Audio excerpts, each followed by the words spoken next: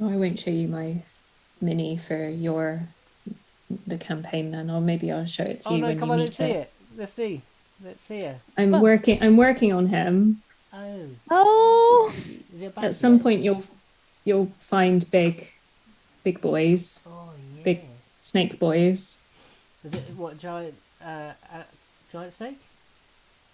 I don't know what the model. I think the model is like an efficient model, official model, but I kind of saw him and I was like, oh yeah, there needs to be lots of these in the desert.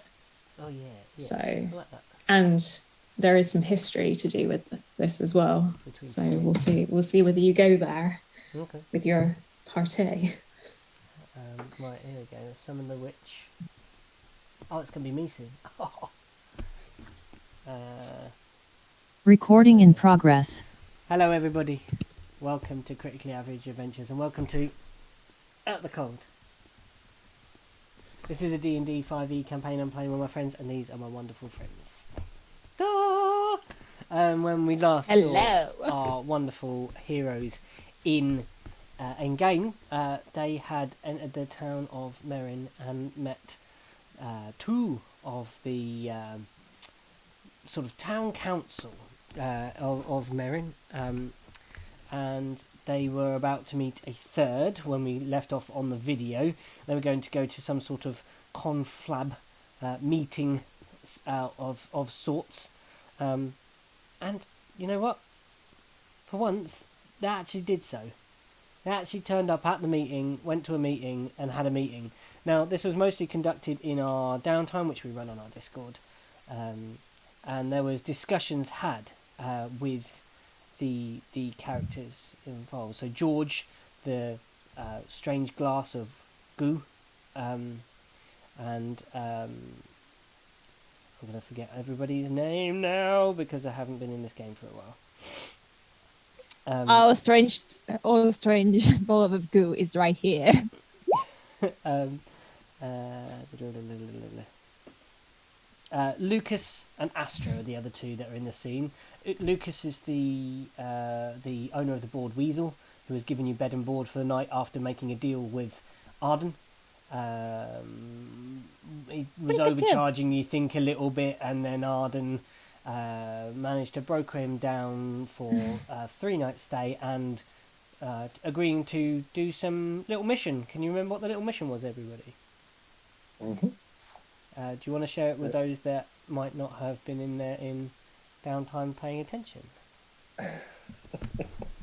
So basically, because I got my notes here as well. But his ex-wife, his wife, was buried back in Vermilion under a tree. Was it? There's a necklace in the base of a tree, hidden there before they left. They left in a rush, and she's buried in the graveyard. And they asked you to lay flowers upon the grave. Yes. So lay flowers there and retrieve the necklace. So that was the objective given to us by Lucas. But the idea was that if we were successful in that, he would halve any money owed for staying. Yeah. So we've haggled it lower, but we can get it even better if we complete his objective. Yeah. So you got bed and board for the night. You have meals if you wish to. Your cart is being fixed by Redennik, the one they just referred to as Redennik. You also had mention of a character called Mother Redennik, who George seems to have some sort of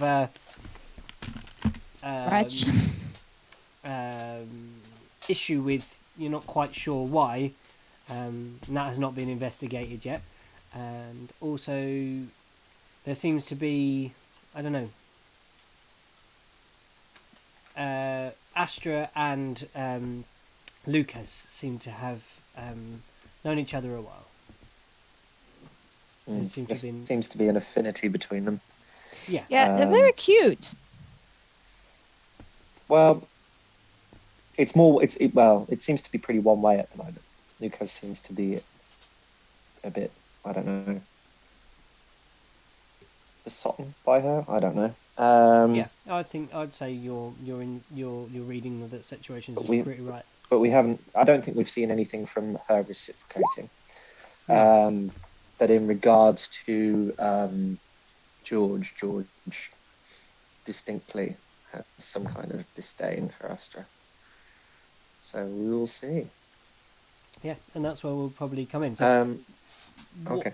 oh, sorry, if you had something else to add, sorry, Luke, go. No. I was just about to ask where are we going to pick up, and then you said I that's think where we'll we come in. I pick was like, oh, up okay. at the moment when Bishop has pushed their chair back from the table and started heading out. You know that normally Mother Redennik does her rounds in the morning, walking around the town, and has some method of protecting the town from the undead and the beasts. There was no kind of big wall around the town whatsoever to hold anything out that you saw when you came in, and nothing you really picked up upon. But you weren't looking. You didn't really think to look. You were just trying to get out of the cold, I guess. So you are. Oh, we went there. Yeah. I was gonna say this is the name of the campaign, isn't it? It's all you've been doing for. Like when It's me, right again. When you get to somewhere hot, I don't know what I'm gonna do. Like half of my puns are gonna be the one-liner's gone. Yeah, so that's where we are. Bishop stands up to leave and walks to the door. I think you actually said in downtime something along the lines of, I'm going to try and catch her, maybe on the off chance I'll find her now, or something. Is that right, Bishop? I said I was going to go to the border, of the town, to see what I think is to see if my suspicion is right. Mm-hmm. And if I happen to see Mother Redennik, then no, it's a win-win. If not, then I just want to confirm. And I think I said I was going to wait if anyone wanted to join. If not, then I'll just go by myself. Mm-hmm. Okay, so you've given the option. I think you actually took a breath and stood outside, and then the rest of you were kind of finishing the meeting with Astra, George, and Lucas. That name keeps going out of my head, Lucas. I don't know why. Sorry, everyone. So Bishop's just gone by themselves, stood up. I think they're waiting by the doorway, sort of indicating, is anyone going to come, kind of thing. Like, I'm going, people are welcome. I think that's the vibe. Is that what I'm getting? Cool. Mm-hmm. Okay. I think none will poke their head out of the door, sideways. Assuming Bishop is, stood to the side of the door. Where are you going? Do you need... You see Nan first, and then a little Ketu head does the same thing.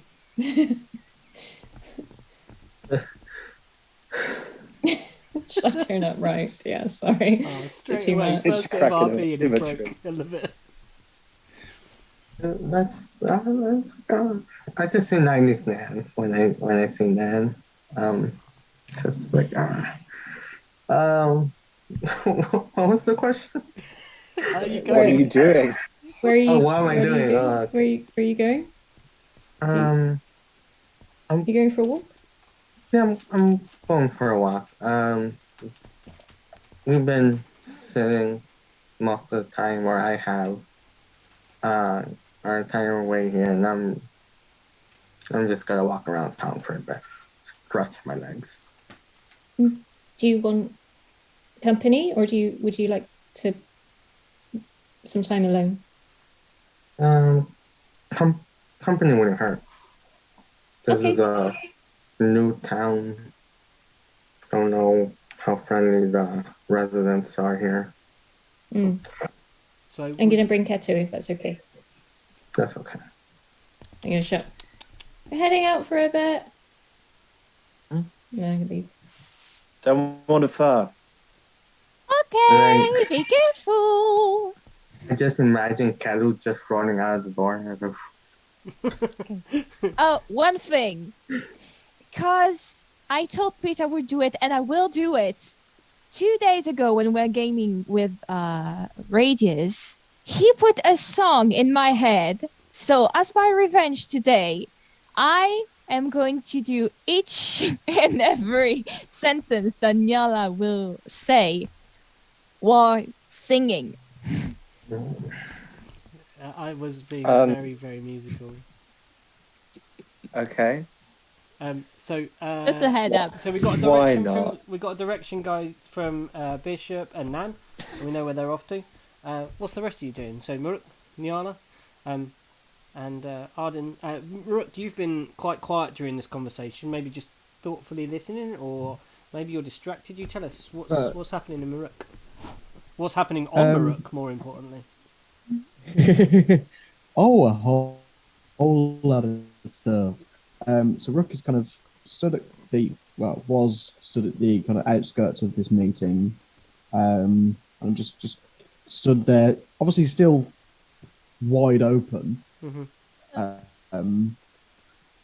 Kind of every so often to kind of just pick at his opening, and then as soon as the meeting was concluded, kind of wandered off to find, his war.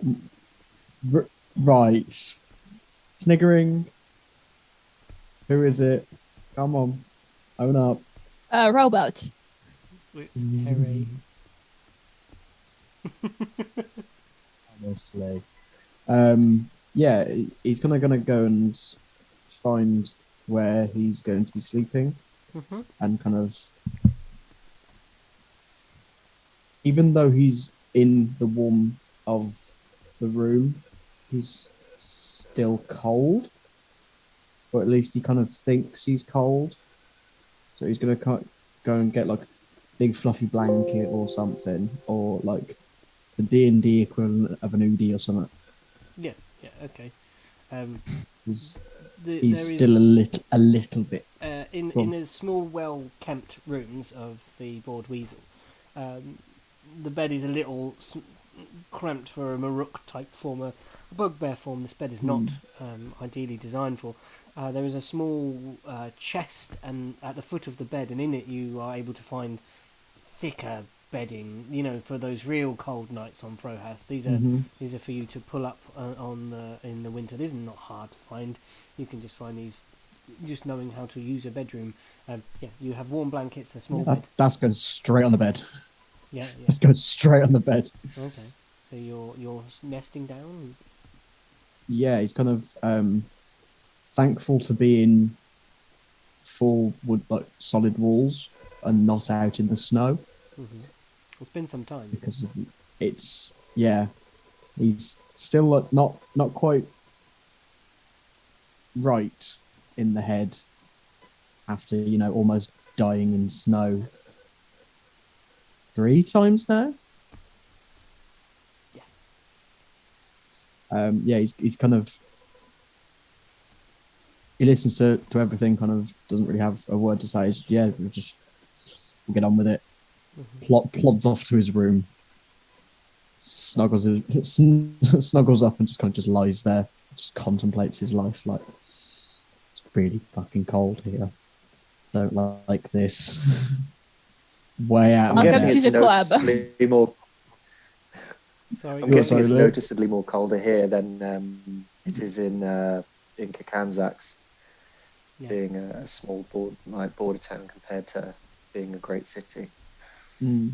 Yeah. Yeah. You're getting ready to nap for the night. I'm guessing, trying to heal up. You've had your long rest, but your arm. Yeah. Like my arm's still kind of throbbing a little bit, and he's not a fan of the cold anymore. Arden and Nyala, you see Rook leave. You see Nan and Bishop make their way. At the table are Astra, George, and Lucas. Is there anything else you'd like to ask them while you have their attention wrapped? You can go George. first if you want. Thank you. George,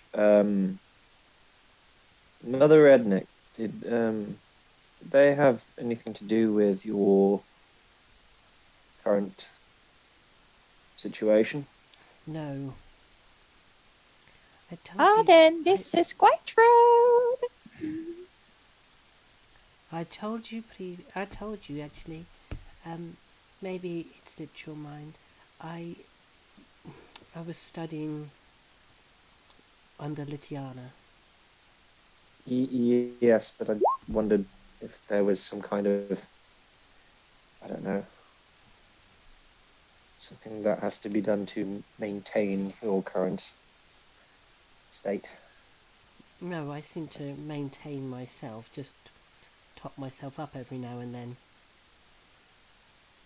Have Again, I'm sorry if this pries too much. Have you? I'm sure you have tried to find ways of reverting such a process. There are, but there's also many advantages. So you have no interest in reverting back to your old form. I've thought about it, and at first I thought about it quite a lot, but now not so much. You know, you get used to things. That doesn't mean that you have to stay like this. I am going to contact Litiana. In a bit, actually. So, if you want me to sleep a word or two, I would be glad.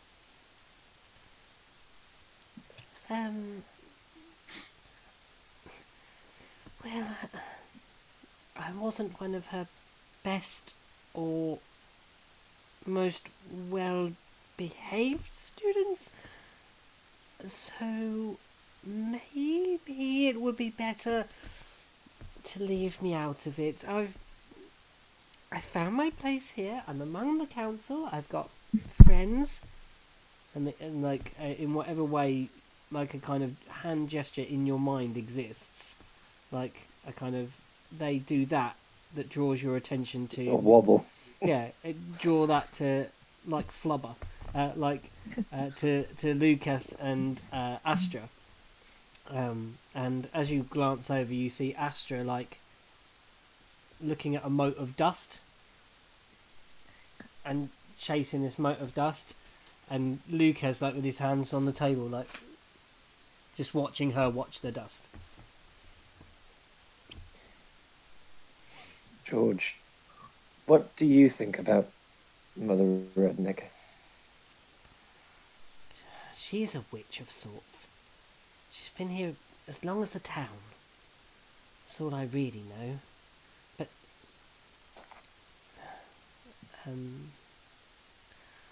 well, we had a falling out. But tell me, do you think this is a good witch? Or is it the bad witch? My study of witchcraft is not very complete. Hence, I'm a gel. Eh. Does being a witch have anything to do with being good or bad? Doesn't that just mean there's good people and bad people? What's witch having anything to do with it? Nature or nurture, or I don't know. This is very philosophical. Anyway, yes. But it just seems that you have a slight disdain for her. That's all. I do.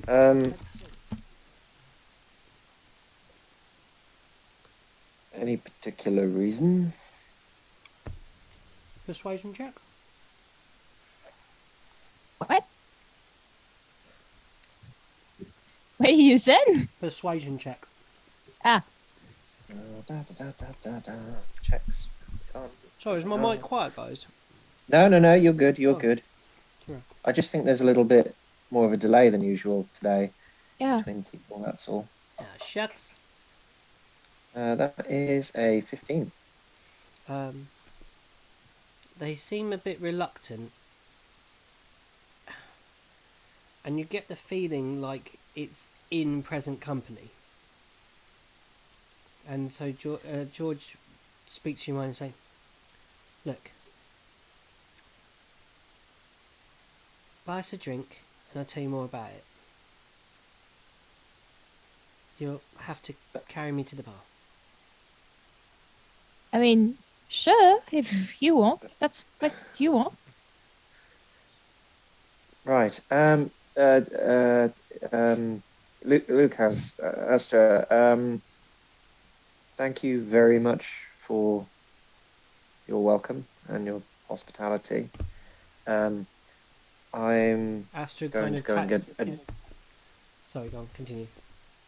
Sorry, just looking at them, staring at the ceiling, having no reaction whatsoever to anything I'm saying.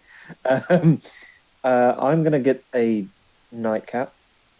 I know it's rather early, but it's been a long journey. I need to just relax a little. Can you wait for George, me for a bit? I need to talk to you. Oh, okay. George, Serious do talk. you want to join us at the bar? Yeah. I mean, George says, "Yes, take us over." Right. We'll leave you to whatever you two do. You're Pick up. very welcome. And it's like she's trying to poke the dust motes in the air, and he says, "You're most welcome here. Mighty fine. Thank you. Mighty fine." And he's got a rag and he's just polishing the table, but it's looking at Astra. is it just me or is it really weird? It's something. It's like, don't judge people, but it's something unsettling. Something very unsettling. Um, like people do what people do. Oh God.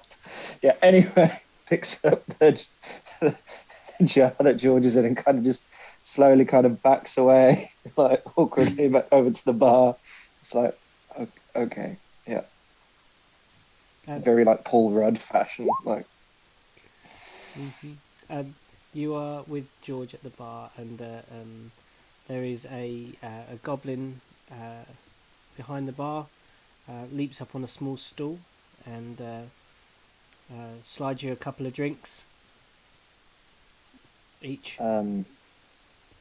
What are these? They're the drinks, the free ones. Is it Yes, alcohol? A little. How much? Oh, As little as possible. I just don't want you. Oh, boy. They come with the room, I so... don't. You remember in the tower with the alcohol? I just, the head and everything wasn't. Yeah. George, would you like mine? If you're offering, yeah. If you're offering, yes. Yep. I am giving you mine certainly. too. I'm sorry, I'm new to this. Do I just pour them in, or Just top me up. okay? Like, I'm to the top of the jar and I'm just pouring these little drinks into the jar. Like, what the fuck am I doing? Like, There's this kind of point where there's still separation. Then it sinks down the side of the jar, and the mass of George kind of rises up the jar, but then eventually they kind of form together and they become one shape inside the jar. George's green colour becomes slightly more brown as the ale mixes, but it turns back to it's a darker, slightly off brown, and George says, that's much better after a hard day's work, You're just gonna lean and just observing because this is really mind-blowing for her. do you taste things like you tasted them before, or is it different? It's like tasting, but with your skin. So, as if your whole body was your tongue. Kinda. But how do you speak? Oh, George went away. we lost the George.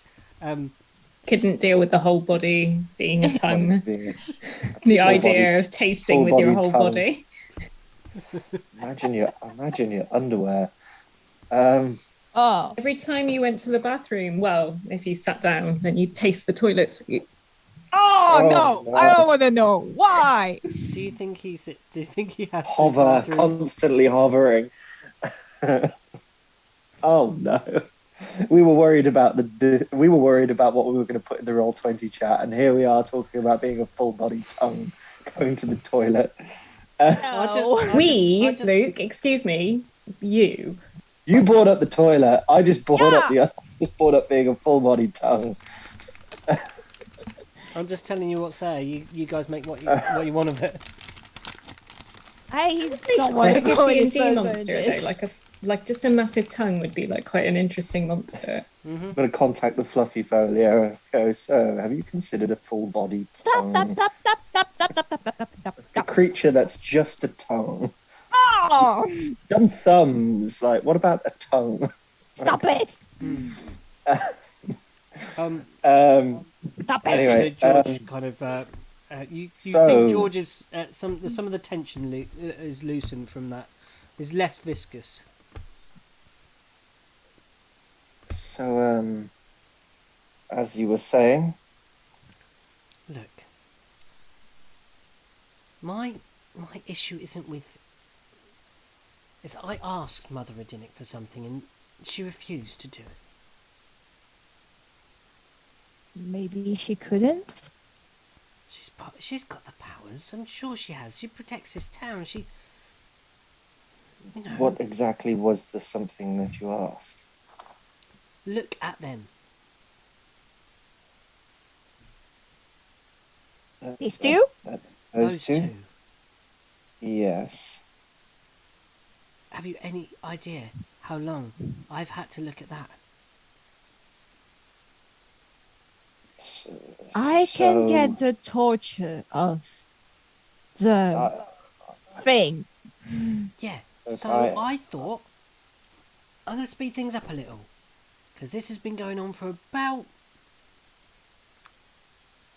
10 years, I think, since pretty much as soon as Lucas got here. Are you trying to set them up? I've tried all kinds of things. So I thought some sort of potion, a charm or something that we could give Astra to pay one iota of attention to Lucas. Do you not think maybe they're just happy the way they are? I'm not happy with the way they are. Well, not to sound rude, but that's none of your business. It's none of my business, but they should be up to more business, in my opinion. Why are you so concerned with their business? It's Look. their business. If they want to do the business or not, let them, like... You're thinking too much. I'm really confused right now. Yeah. Look, Lucas is in love with her. And she just Oh, doesn't shit. see him. Not to be rude, but does she see anyone? She sees some things. Real things? Yeah. Honestly, I can get her mind. She sees the beauty in nature. She sees the beauty. Because some people are definitely blind, my friends.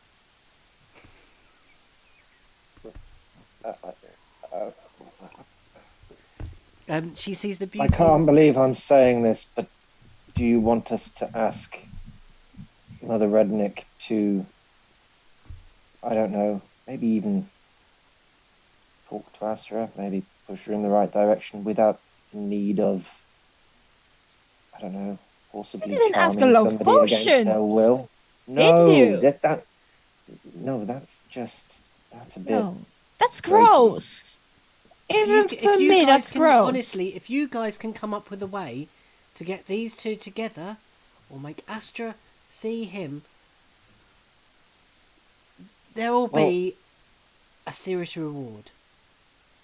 One, we don't have to look at that anymore. Two, Well, you might have to look at something a lot worse. there are closed doors here available. Rooms. Doesn't mean they're going to use them. Idea, plan. Something that might involve magic, but not to the extent that you're discussing. You said that she likes naturey things. Yes? Yeah. She's a druid. What if we could... Well, there we go. What if we could convince, I don't know, Mother Redennik to teach Lucas something magical that is like naturey. I don't know, some kind of nature magic. We had a friend that used to deal with that kind of thing, similar to Astra. If he could Whatever even, you think I don't is know, best. Honestly, there will be a reward petals for you. open on a flower, and suddenly she might notice him for his affinity with nature. I don't know. Common Trying to things, find some you common know? ground. Yeah. Somewhere that they can meet. Guys, you are going too far. You are going too far, both of you. Stop it. Stop How is it. this too far? Just a direct talk. Talking is good. That's why I learn. Have you I spoken to don't Astra? think Astra has Most noticed. time it works. Okay, so we leave you there. No. Brutal pondering- honesty might be to use here. Sorry, say again, Miss. I know you're not good with feelings, but you shouldn't be worse than me. What is that supposed to mean? I'm perfectly good with means what it feelings. It's means. just other people's feelings are. You're not good with feeling either. Kind of blind. I know exactly how I feel, and sometimes. I feel very uncomfortable right now. So look, we'll talk to Mother Redennik and we'll try and figure something out, George. God. Thank you. Um, Thank you for at least trying. So we'll leave the three of you at a bar pondering this strange menage a trois between George, Lucas, and Astra, and we go to Bishop and Nan walking the streets of Marein, sort of heading towards one of the outskirts. Now, if you remember, there are 3 roads in Marein as you come in. Yeah, you've gone up the north west road as you've come in, and you've headed to the Board Weasel, and so you can go back where you came. You can head to the other pass, the other road, which is another route out of town, or you can head further along this road, and you will reach the edge of town. It would seem these are the 3 major roads that run through the thing. So northwest, southwest, and directly east. None is not really leading in any way. They are kind of walking slowly and meandering along. Mostly trying to see if there are any animals around, I suppose. Or like looking at... Sorry. James just got home and he's hungry. Yeah, looking for... Like just kind of having a look at the kind of like plants around, maybe if there's plants around that haven't come from us. She's just kind of paying attention to what's going on so rather than let's have taking a direction. Are you looking specifically for nature? Then it would be like a nature check, I guess. You look kind of, or yeah, like kind of trying to get a sense of like what grows here and what kind of sounds of animals are being made in this kind of location. Okay, I go for it. suppose. Let's have let's call it perception then, because you're just looking round. Sorry, Okay, that makes more sense. And then we sure. can nature for further refinement of detail. I'm just gonna double check whether favorite terrain. Oh, yeah, I do have architect as favorite terrain. Int or whiz check related to it, you get the proficiency. Oh, so it must do that automatically. Okay, so what? You said a perception check. Perception. Yeah. Oh dear, it's not very good. It's 10. There are similar things to +3, +2, +2. Yeah, I was just making sure that it done the Did done the favorite. extra, the proficiency modifier. Yeah. Um, Yeah. There's similar things to Kanzak's here, but obviously on a lot smaller scale, less grand, little stalls sending things, and fruit and veg in that main triangle, in that nexus where they meet. You're a little bit away from that now. You do see a couple of carts moving towards you that are pulled by similarly like wolf pack type things, like sleds, more like to the kind of smaller style, and the bigger things, like one that's kind of like a trundling cart that's being pulled by a screezer, like not mounted. It actually has a harness, and it has a like a trailer on the back, not really like a big kind of over top cart, but some sort of thing on the back of it, and that's coming towards you now. You can see it's big, sort of deep fur. The ends of it are crisped in the snow. Like you think like it has been out in the snow recently. You know, it's been moving along. The driver sits atop a small bench, like behind it. Big cloaks, big hood. And it's looks like they're just coming into town from the same road that they look like they might be heading to the market. This looks like maybe a supply. Right. And that's the center bit between the Y of the two roads, right? Yeah. Okay. Bishop, are you Bishop, leading? where are you heading? Which road are you taking? Sorry, that one is coming in from the northwest road, the north road. Yeah. So we're coming from the northwest. You're coming out from the centre of the centre of the thing, and the cart is heading down. I could quickly do a little doodle. Let me just do a quick doodle on the Roll20. If anybody hasn't got your Roll20 up, I'll quickly do a doodle. So we can have a little... Sorry guys, let's get you a little... I don't think I've got a town map for Marein. Sorry folks. I did a little doodle of Marein, I think, and the little road fork, if I remember. I think it was on the Discord. I think I did one for Vermilion. I don't know. I'm just going to drop you in my snow battleground, and we'll just go there.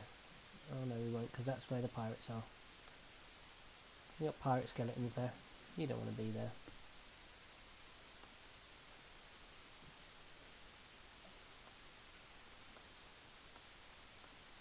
Are you supposed to be drawing on your snow thing? Because I don't see any. No, I'm just going to go to... Oh, there we go. Sorry, I'm just dropping you...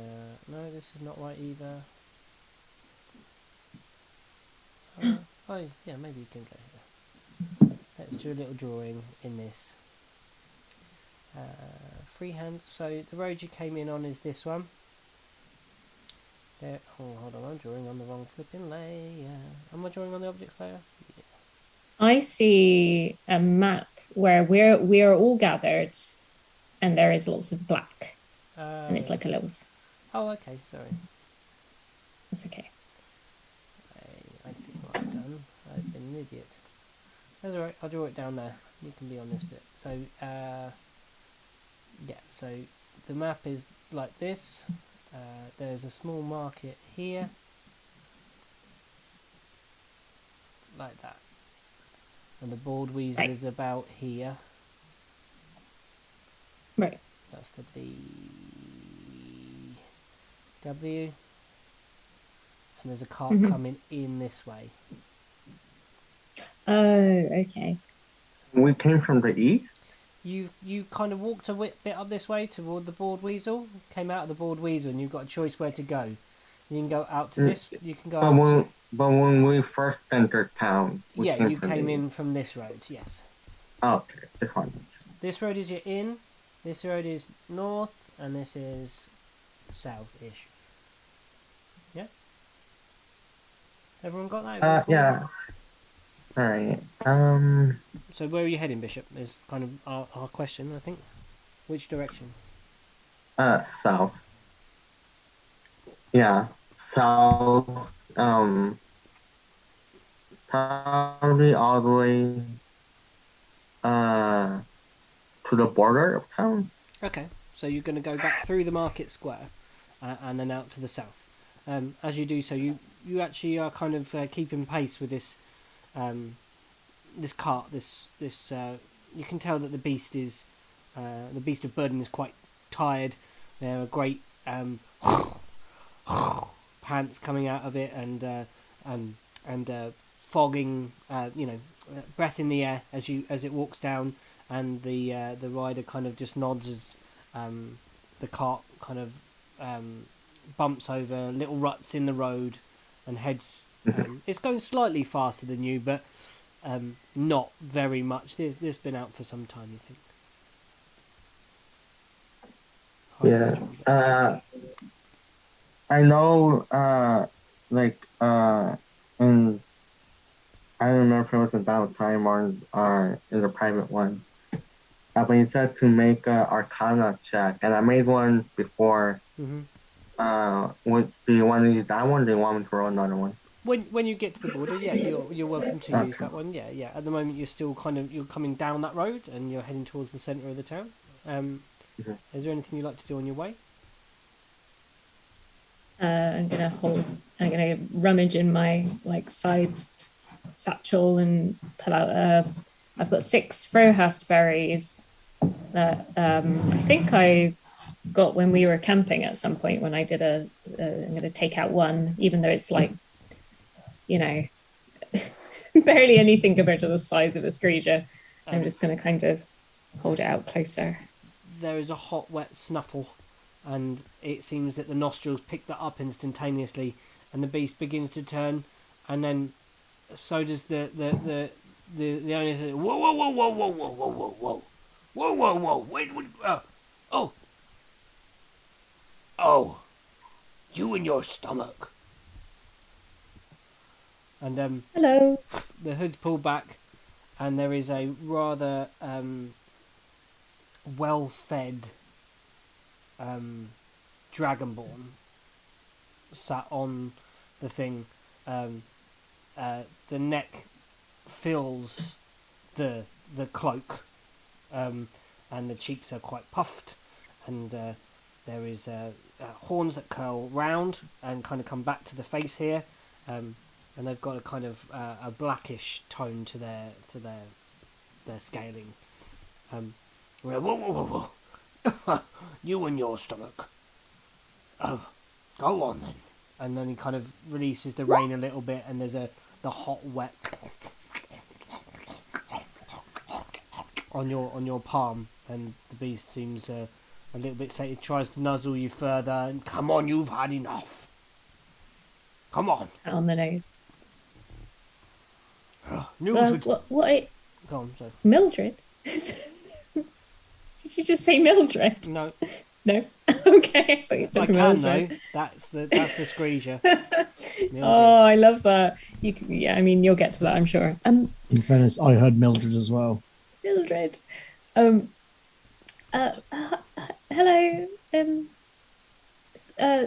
Sorry. I now when I see a screecher, I feel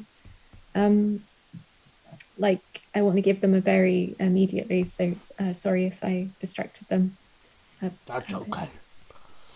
Mildred will all stop for a berry. What brings you to town? Supplies. Oh, what kind of supplies? Fresh fruit. Vegetables. Good stuff. Here. And he reaches kind of back. Says, you treated my beast Catch. And you catch None an apple. attempts to catch. Okay. Okay. Shall we do it? Watermelon go, and it's like, oh, Shall we do it with a dexterity? It's got to be a dex. A dex save or No, just a What, a test dex of check? dexterity. It's not attacking you. It's not attacking you, the fruit.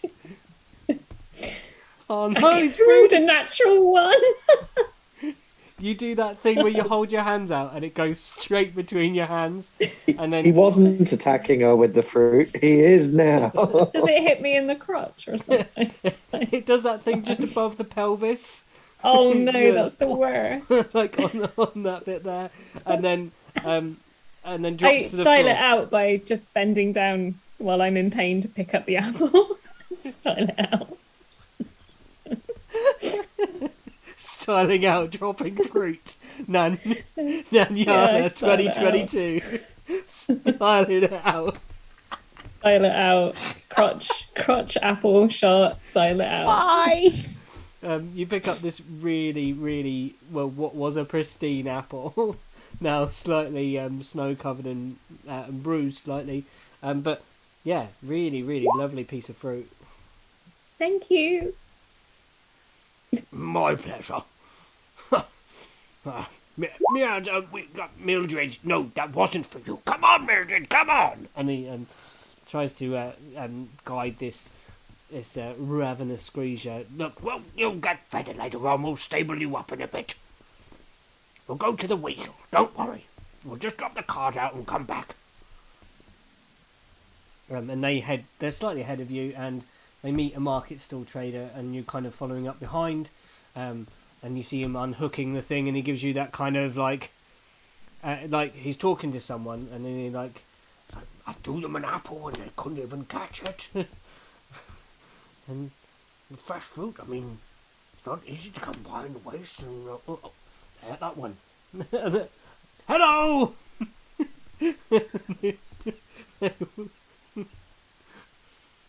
Wave at you and like, You know when you're really embarrassed and you do something just because you're embarrassed, she like eats the entire apple really, really quickly because she's just really embarrassed. the stall owner's like, as you go past. Yeah, you continue on your road south. Eventually, you hear the houses and buildings start to. The road is not long, going out this way. You start seeing like the remnants of houses, or like where they were built and then not kept up, and then yeah, the upkeep was not so good.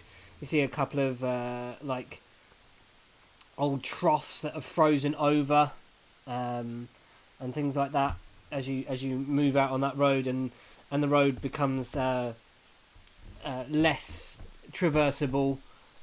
There's less beaten down packed stone that rides underneath the snow, and then it becomes just snow, and you can just about make out where the depths have covered it, like the indent where a road should be or a path once was, a trail maybe is the best way to describe it, through the snow, but it is not clearly marked. And as you peer and look off, you see this kind of wind off somewhere off into the plains as it gets darker, and then you see it make quite a sharp turn to the right, so heading back westerly from your perspective now, almost directly westerly, and seems to cut off behind the beginning of a sheer mountain. Now these homes are abandoned, right? Or we can assume they're abandoned. You think that they're just not. They were built. This is the unpopular end of town. Yeah. So This like is where you might have to live if you were, the backpacker's guide type thing. alright.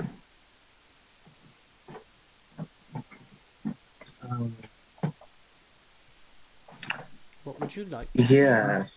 Can I go make that, like, do the check thing? Mm-hmm. Remind me what it was. It was 20 something, wasn't it? I think it was just 20 just in general. Let me check real quick. Yeah, just 20. Yeah, so you get to the edge and you reach out with your natural ability, and your mind gauges. It's strange. It's like you get the feeling like you're leaving home, like that you felt before from when you left, from where you came from when you came to find Sin. It's that kind of feeling.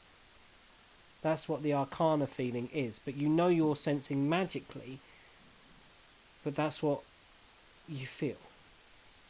You try to identify what kind of magic this might be.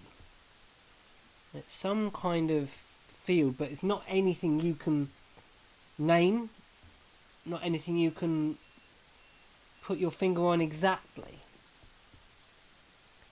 But you get that sense like that longing for going back, and you've only just got here.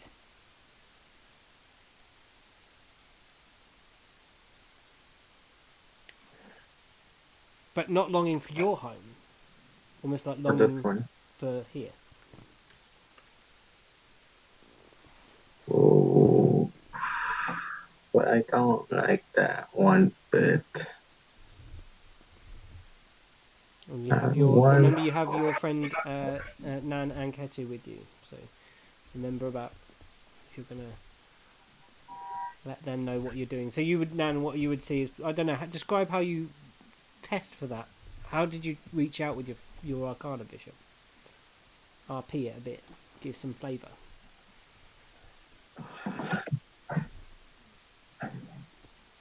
I'll say that that they're lower their hood. First time. Yeah, if I'm facing away, so she does different things. Then I have my mask and my goggles on, so she can't see me completely. Yeah, I'll lower my hood so that I could get so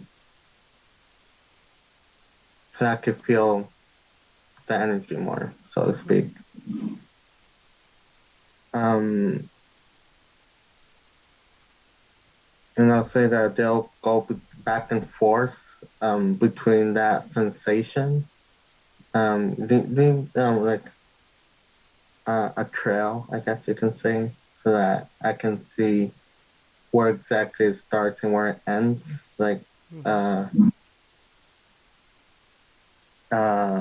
where I can get that sensation and just.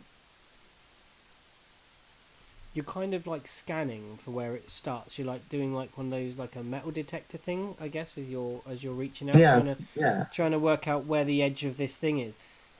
You notice something quite distinct.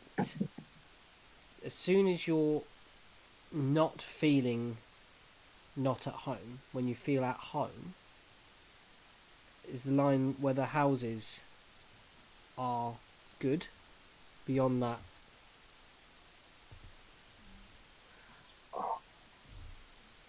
they're the more destitute, run down. They're still part of the. They still seem part of this place, but doesn't There's feel like like a home. distinct, there's a distinct difference. Right? Magically, yes. Yeah. Magically, you feel it, but in looking at them, the building style's much the same. The materials used are much the same.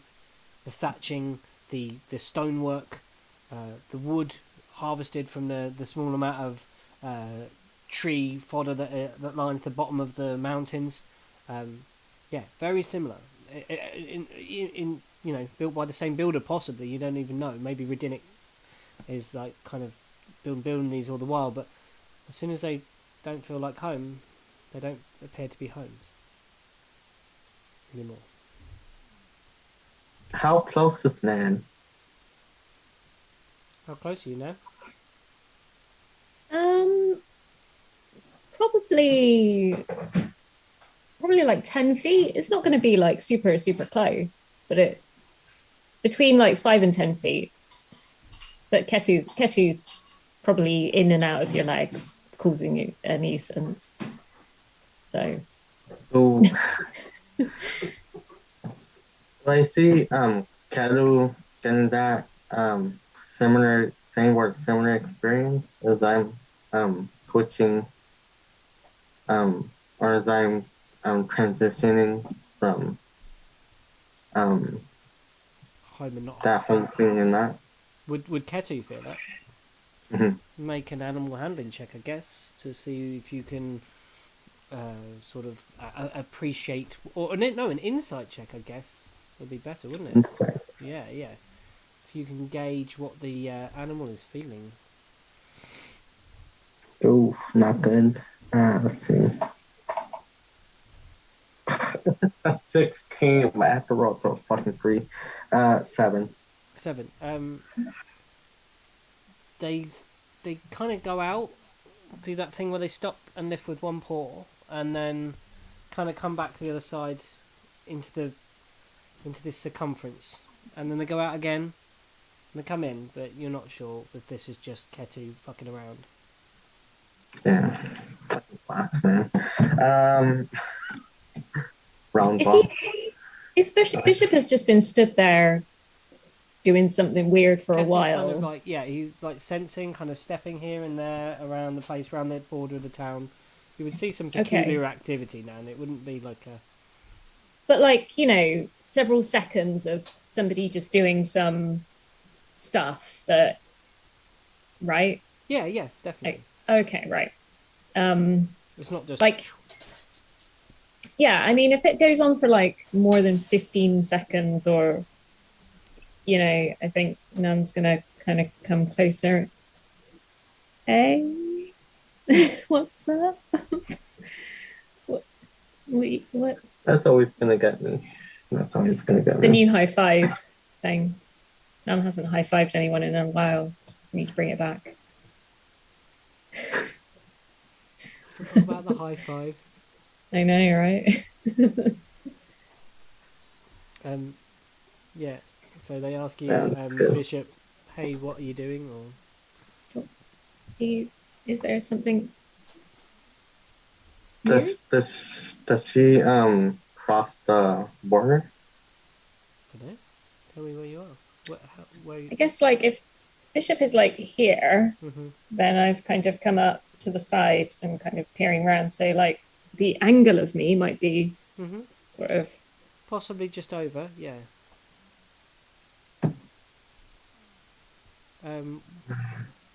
What's your passive? I should have it here. Passive wisdom, I guess. My passive wisdom is... Oh, it's not too bad. It's 15. No, wait. Do you want wisdom? Wait, hang on. I'm looking at wisdom perception, and there's wisdom insight. Maybe... I'm not sure if it's insight or wisdom. It's kind of a weird one. Insight. How you would sense it naturally. Okay. I think it would be the same because it's based on the wisdom stat. Yeah. So just to say, if you deem this proficient or not, that's all. Yeah, you wouldn't be proficient in this, so. Do you just want my base wisdom then? Yeah. So. My base wisdom is 14, and I have a +2 to it. But that'd be proficiency, wouldn't it? I guess, yeah. No, my proficiency bonus is 3. Yeah, that's your proficiency bonus. No, so yeah, you kind of you get a feeling like you're leaving, but it's not. It's nothing that you haven't felt before. It's nothing peculiar. You're not reaching out with your magical energies here, so with any of your magical talent. So it just feels like, like you're on the edge of town.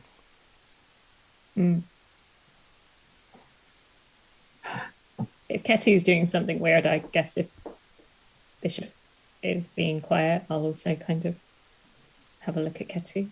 Ketu keeps doing this thing, kind of going out, putting its paws up, like looking to the distance, then coming back in, standing behind you, and then going out again, putting the paw, and then coming back in. And you, knowing Ketu better, you would notice that when they walk a certain distance, like 3 feet away, the hackles just slightly rise when they walk out, and then when they come back, they drop.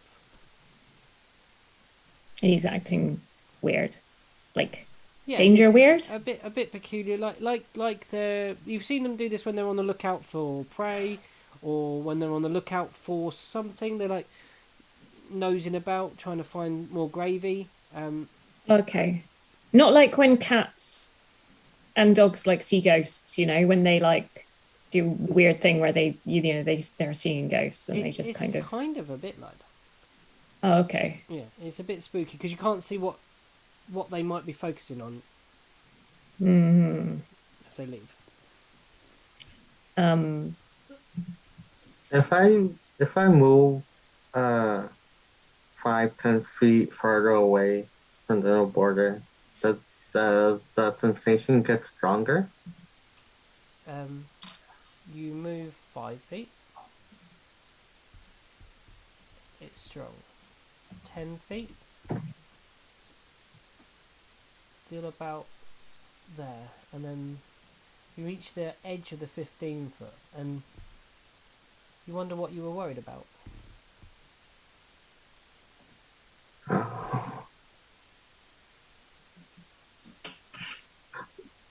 So 10 feet's the limit? Or it's like from the border? Yeah, or 10 feet out from the nice houses, you wonder what you were worried about. 15 feet away from the houses, you wonder. You wonder what that sense of homesick doesn't exist anymore.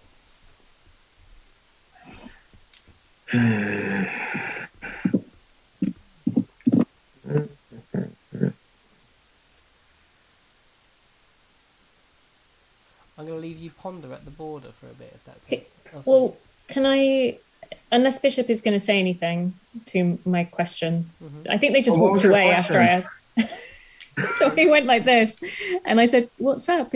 What are you doing?" And then you just walked like 15 feet away from me, which is very. I love it. I mean, I'm into it. I like to think that that they heard the question and they're like, "Oh yeah, what?" And then they come here, and then you just start walking away, and they're like, "Oh wait." Yeah. Well, as you walk away, I guess I'll refocus my attention on Ketu, and I'm going to cast first level Speak with Animals. Ketu isn't he would count as an animal, right? I suppose he is an animal. Yeah. Yeah, he's a fox. He's a fox, right? Well, yeah. As far as we know.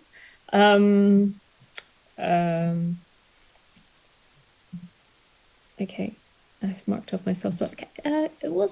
Ketu, what's wrong? Have we ever heard Ketu's voice? Have I ever spoken to Ketu before? Piggy. I know. I think I did it once. With Sin. I think you did, yeah. But that's about it. You can't speak with animals with Ketu before, yeah. Sin did, or did I? Sin did. I don't think man has ever conversed with Ketu. But Sin drawings. Didn't get, chicken Sin, drawings. When they did, Ketu ignored them. It was gravy.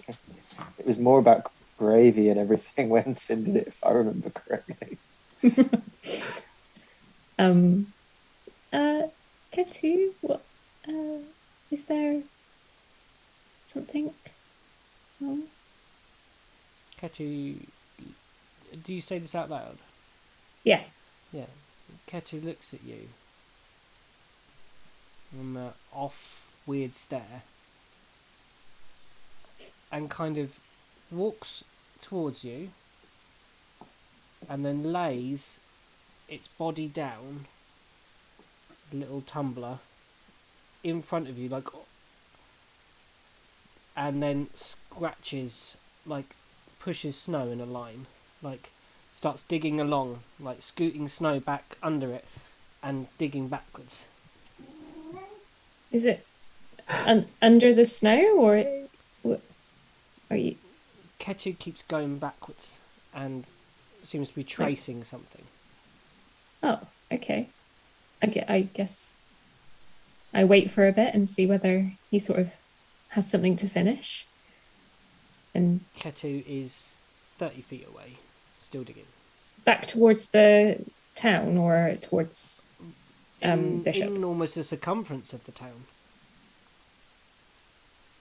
Digging backwards. Oh, right. So sort of like he's kind of circling, like circling like the town. Okay. Like, showing the outline of where they feel safe or not. If you see that, you would put the two together. Bishop, you would see that Ketu is now seemingly marking out a boundary. I'm gonna call Nan over from where I am 15. Yeah, damn, I can't speak.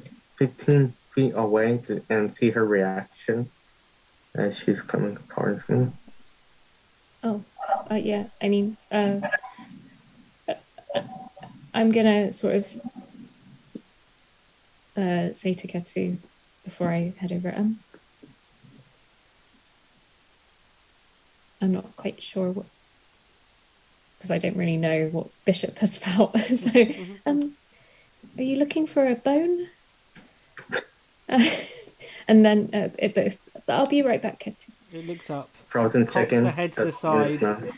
If Ketu could sigh, Ketu sighs. Yeah, you walk over to Bishop.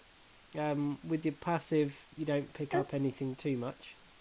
I'm starting to feel like Ketu, Nan is the animal companion to Ketu, rather than Ketu being the animal companion to Nan.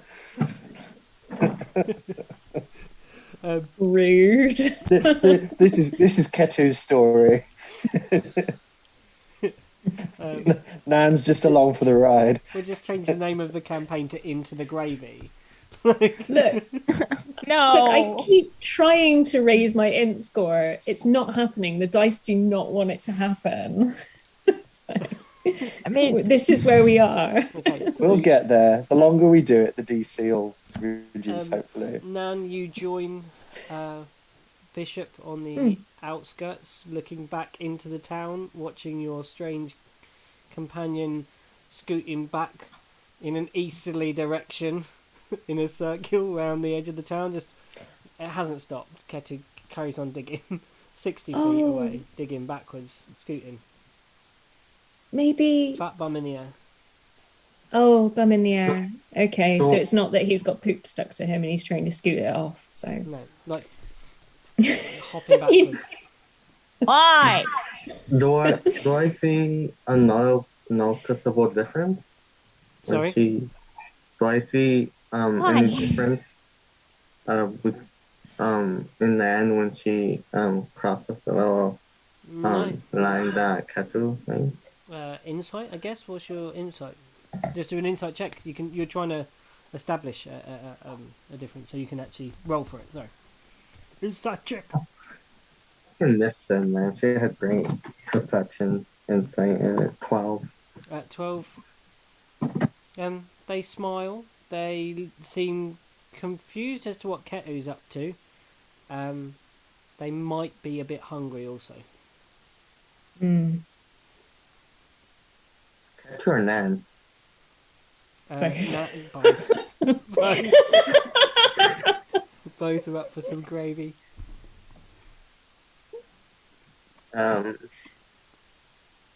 what? Yeah, but as she got closer, I will put my hood back on. Do you understand what Ketu is doing? It looks like more than just like maybe just regular digging, but I don't really understand. You hear another huff from Ketu.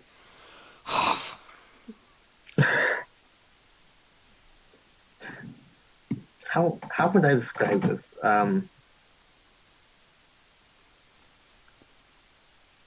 There's something keeping the people here, so to speak. And as I point to the line that Catherine's making, and that's the border of where it starts and ends. Oh. I don't know if you noticed this or not, because my fucking insight's trash. If I like to think Bishop also says, like, my insight is trash. It's like in character statement. they're like, what's insight? I have no idea how to read people. If you would like, then at this point, as he describes a magical effect, you can make an Arcana check if you wish. Oh Okay. no! Is that like a -1?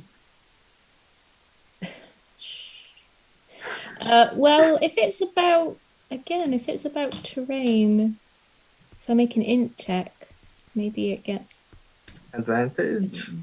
No, it doesn't get advantage, but No, it's not a terrain. oh, okay. Well, I Is it- I rolled a 13, so -1 is a 12. So, Wait, would I be helping her? Like, yeah, you're pointing towards it, And Ketu. so you can have an Ketu advantage. is also helping. You can have an assist. Go on, that makes sense. Okay. It's not really, I don't think it's good. Oh, okay. It's a little bit better. I rolled a 16 for a 15. hey! So, yeah, you sense what they are describing to you as you. Well, you don't sense it now, but when you put your head slightly forwards into the 10-foot sort of space between the line that Ketu is drawing and where you stand, you kind of start feeling like a homesickness, a longing, a wanting, a feeling of like belonging. Like Marein feels like home and very homely, and this is a nice place to be, and this is home. Yeah, why do you want to leave?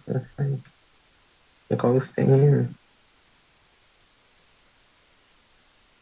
That's me as a player, not a character.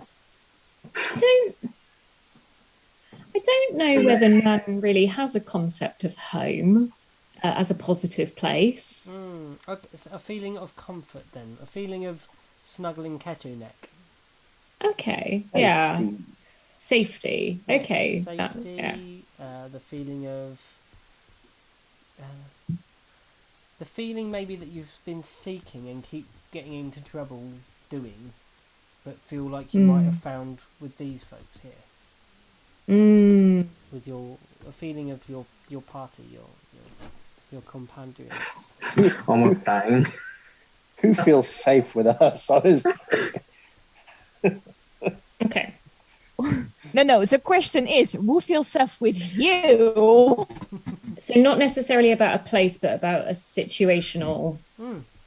Yeah. Okay. Right. Situational home. It's the feeling of comfort, the feeling of belonging. That's I feel like I want to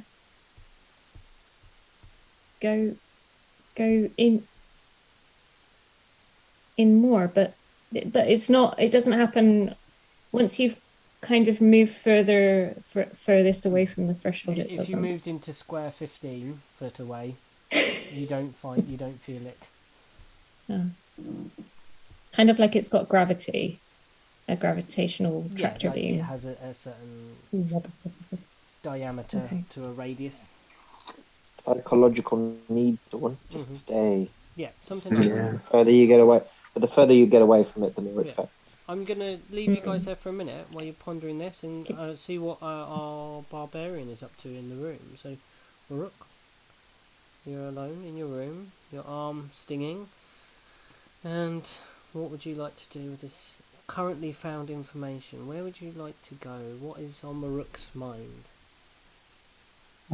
So yeah, after he kind of warms up a little bit, he's going to kind of take the big thick duvet, kind of wrap it around him as kind of like a cloak, and then he's going to kind of they're going to have a little bit of a wander, kind of see what's around, kind of just get his bearings a little bit because he's in this new town, doesn't know where he is really, kind of wants to almost like familiarize himself with his surroundings. So yeah, kind of step out of the pub or inn or tavern or yeah, and gonna just take a second just to kind of look around. Obviously, it's cold as anything here. So yeah, he's gonna kind of look out, kind of tuck himself in a little bit tighter. You're welcome to borrow the blanket as long as you return it back. Yes, of course. No harm will come to this blanket. And you probably would have walked past Nyala and Arden, who are entertaining a drink on the side, known as George. I wrote. Don't drink, George. Good day. What's occurring here? Mind if I sit? Yeah, no, join us. Just Be our guest. Yeah. Says George. Thank you, I hate George. you. Well, what have I done? Not you. Out of character. That hate was you. not a song reference. It was not you. How did is that not a you song reference? did that in your own head. How is that not a song reference? Wait, what? Be our guest. Be our guest. I missed that. But that's how is to the test. It was the. I hate you. It was actually not. It was not in my mind. Oh, fudge. Yeah. Sorry. Anyway. You just got the musicals on the brain now because I did it in the other games. So. I'm a fucking jukebox, man. Yeah. So. So you sit down and there's George at the bar. George has ordered another drink, and the goblin is topping him up. And you see the same thing that. I'll have whatever he's having, I guess. They say that's 2 silver, little goblin. He's not having the free on the house. Swill. George is having something stronger. I haven't drank mine, George, rope, so if you want it. I think Arden poured both of yours into George. Oh no.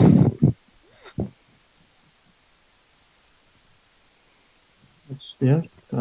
Sure. If, well, whatever they're drinking, I'll take a glass, I'll say, mug. good on you, fella. Good, they say, good. Yeah, sure. Here, and they pass you like a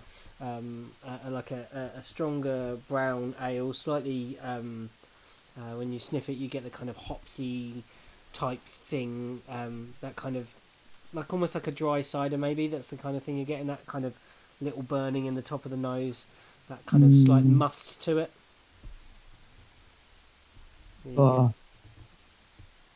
Excellent. Brooke's gonna neck it in one. And the George laughs in your mind, Maruk. And they say, you like to drink too. Sadly, it's all I can do. I'm sure you can do much better than that. Much more. I have a question. How did you chunk hold this? Well, even one limp make me shiver. So, look at me. And look Yes. at you. I have Look at me. God knows how many experience. No, I can't talk. My my common is gone. I have many years. Yes, there we go. Years of drinking experience compared to you. Probably, I don't know whether you drink a lot, but you forget I was a military I man. tended to avoid back on the ship because you could literally die if you were drinking on the job You in the could middle of the die. sea. You could die drinking Really? on the job in You've been out. in the Where did you military. sail? Says George into Nyala's head. Everyone's head. Oh, Everyone's head. um, that's actually a bit of a complicated topic. How should I say this? I had absolutely no idea where I went during my years of sailing because actually no one cared to tell me where it was each time. A true adventure. And you a military man? Yes. Yes. Really? Long, Have you- long time ago. Have you? Did you fight much? Did you see much action?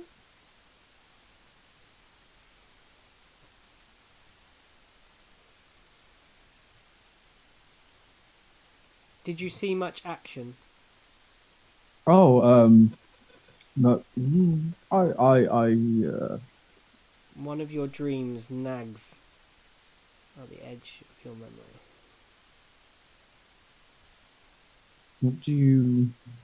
What do you mean by that? Just that. I'm always interested in stories and tales.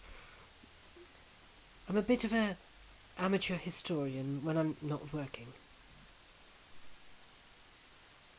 Well, it's been a bit of a long trip for these particular stories. I'm sure Rook would rather tell them on a clear mind and a full stomach in the morning. No. It's all right. I mean, if you two are We're here. not, We're if you two are not drinking, maybe hey, how about you and I settle in for a good old chinwag? sounds good to me. And Do you need a hand like moving or? I will do. I how don't does intend this to move work? far from the bar till at least midnight. Oh yes, When we you could say you just don't sit tend here to and move drink, couldn't we? from the bar, how would you move from the bar? Me? Someone would carry Yeah. him. Someone always Simple. carries me home. Perks of being in a glass bottle, I assume. Yes. At least I don't have to walk. You Well, need a straw. stagger. Sorry, Arden? Do you need a no, straw, I'm or would alright. no, George? Do you need a straw, or is that dangerous for you? Just in case somebody thinks you're a drink.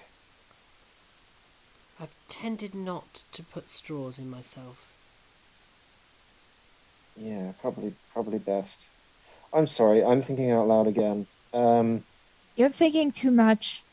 Yes, I'm gonna leave you to it. Oh, speaking of drinks, Brooke, last couple of days, just something to help fix up that arm. Take out a little vial, something I've been brewing. I was like, and just to show it's not one of those pranks, take the stopper out, have a little swig, pop the stopper back in, hand it to Rook. And what do you give Rook? That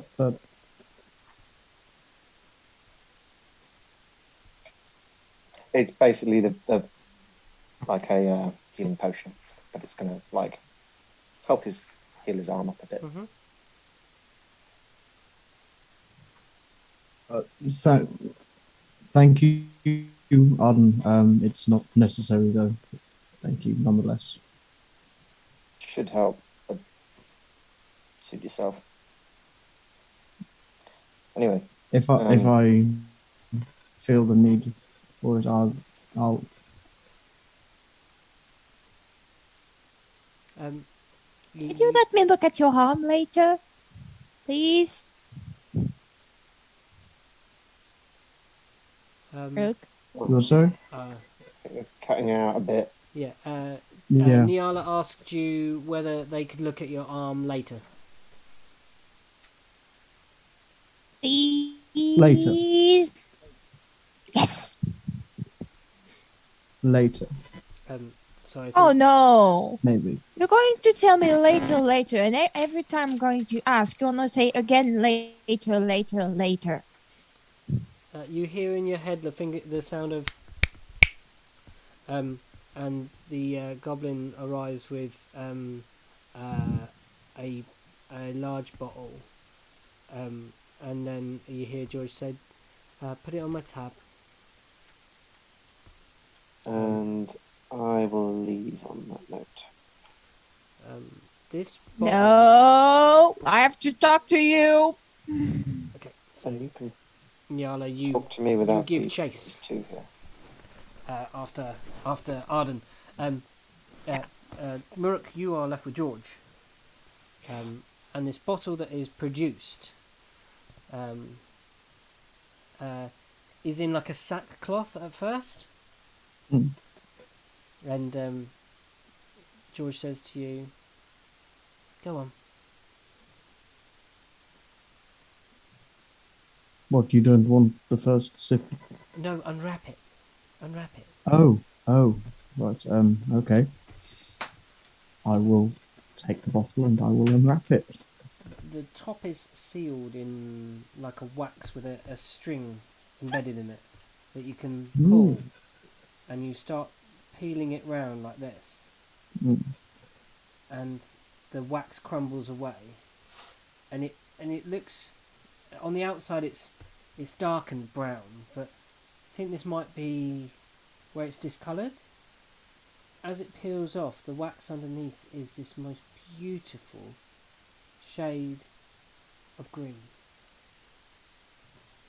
And you peel the wax away and it kind of breaks and splits, and when you pull the last bit up, the top snaps away like this, and you're presented with this beautiful see-through glass, like inverted teardrop in kind of a twisting pattern.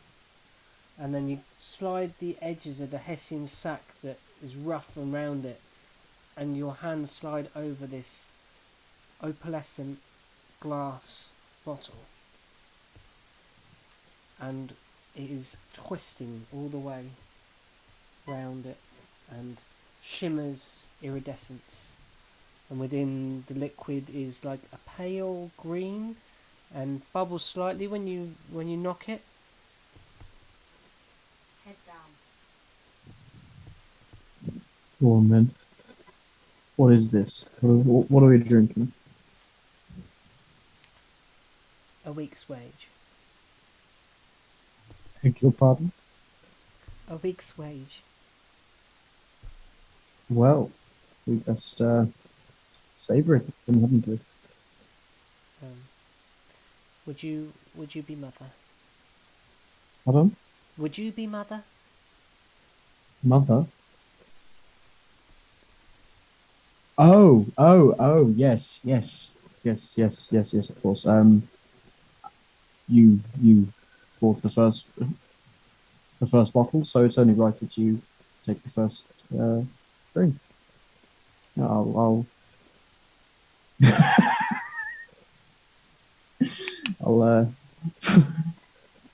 so yeah,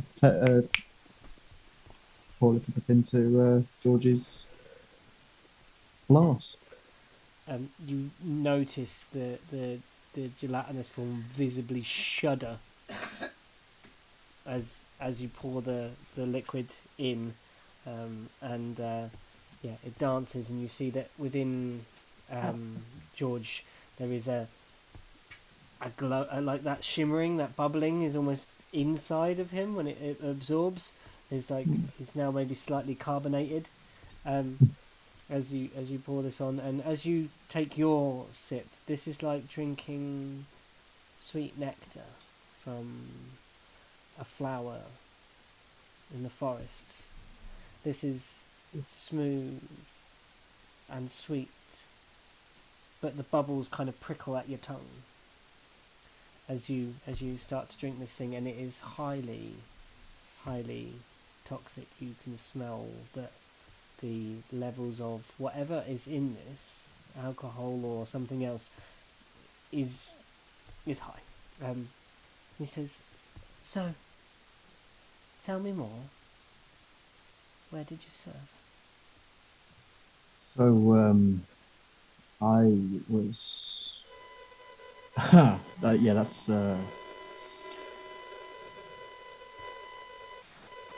I'm trying to look.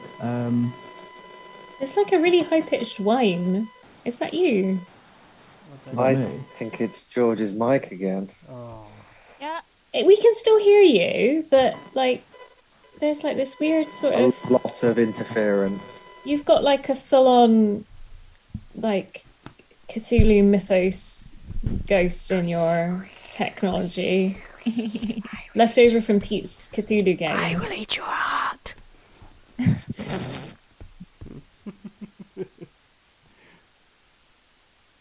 Okay. Oh, much I better. will. Much Yummy, yummy, better. yummy. Oh, Much better. I literally didn't do a damn thing. I don't know what happened there. You have got spooks. Don't know. Well, I got Gilbert over here, the ghost. Types down NPC. Oh, for fuck's sake. Push the ghost next time. Gilbert. What? Sick. I'm trying to remember where I'm from. I'm such a bad player. Would you like me to remind you some of it? I would love you to, please. I've got the like service that I served in.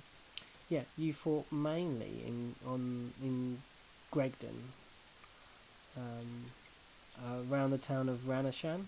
Oh no, yeah, Ranashan. Yeah, I think Ranashan, and Radisson. you would know of probably of Mott and Cott. That's on the eastern side. Mottencott, okay. And Tantalib is the west, which is where Luke's running his game. Excellent. So, yes,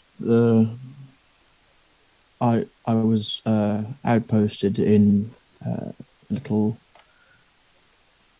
mountainous region around near Gregdon. About 5-6 years I was there. Happened to work my way up to captain.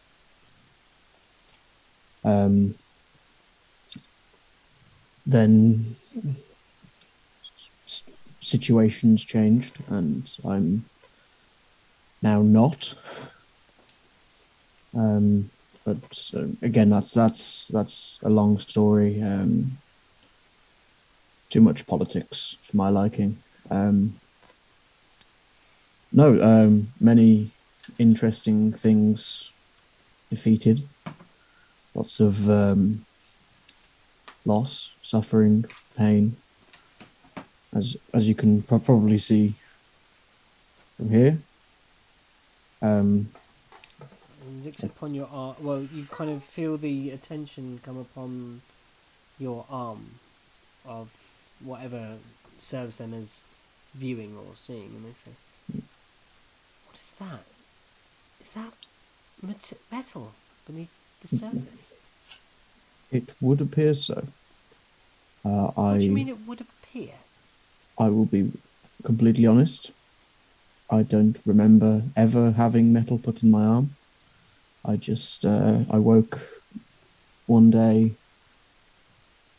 and didn't think anything out of the ordinary was there, and then I happened to dig into my arm because it just was itching, and here we are, metal. um, but if it helps, it helps. Uh, hopefully, it won't be any form of hindrance. Perhaps there. I pray to the gods I never run into anyone that can control metal. Otherwise, I am, a little bit screwed. Pardon the metal pun. Yeah, so just going over your thing. So Ranashan is where the invasion was heading from that you were fighting off. That's one of the main ports on from one of the other continents. Tantalib is and like I said, Tantalib is the port on the west coast. One of the places that you spent a lot of time. One of the biggest populated areas was a place called Jakarta. Jakarta. Jakarta. Okay. Yes. Yeah. I've got that because that's where I was the captain of the voluntary military service. Mm-hmm. Yeah. I've got that. Okay. I've got three different computers, all with different notes on. I just need to compile We're them. still building. And they say, how was it fighting in the desert? And at this, you don't remember fighting in deserts. You remember your dreams, and you remember fighting in lush fields and farmland and things like that. I can't say I've ever fought in the desert. Why'd you ask? Well, between... Did you say you said Tantalib and Jakarta and Yes. Anshan and the mountains? Then there's just desert there. Are you sure?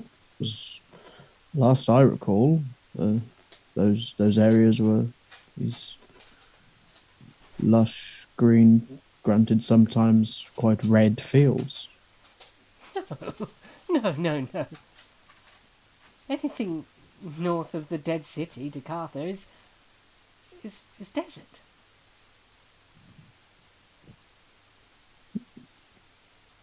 There must be some mistake. Surely, I vividly remember fighting and serving near these towns, these cities, and them being prosperous with foliage and life. What, Jakarta? Yes. Jakarta hasn't had a living inhabitant in it for I don't know how long. Before I was even born. When I had a form. Before I was humanoid. Long before. And how long ago was it that you were humanoid? A mere 20 years I've been in this form. And then I was 54, I believe. The humanoid form is so fleshy. Things get lost. That doesn't make sense because I know I may appear elderly, but I'm only about 30, 31, give or take, laps around the sun. Did you get a harder hit to the head than you thought? What you... No, no one could, no one's ever hit me in the head. Someone hit you in your arm? Touché.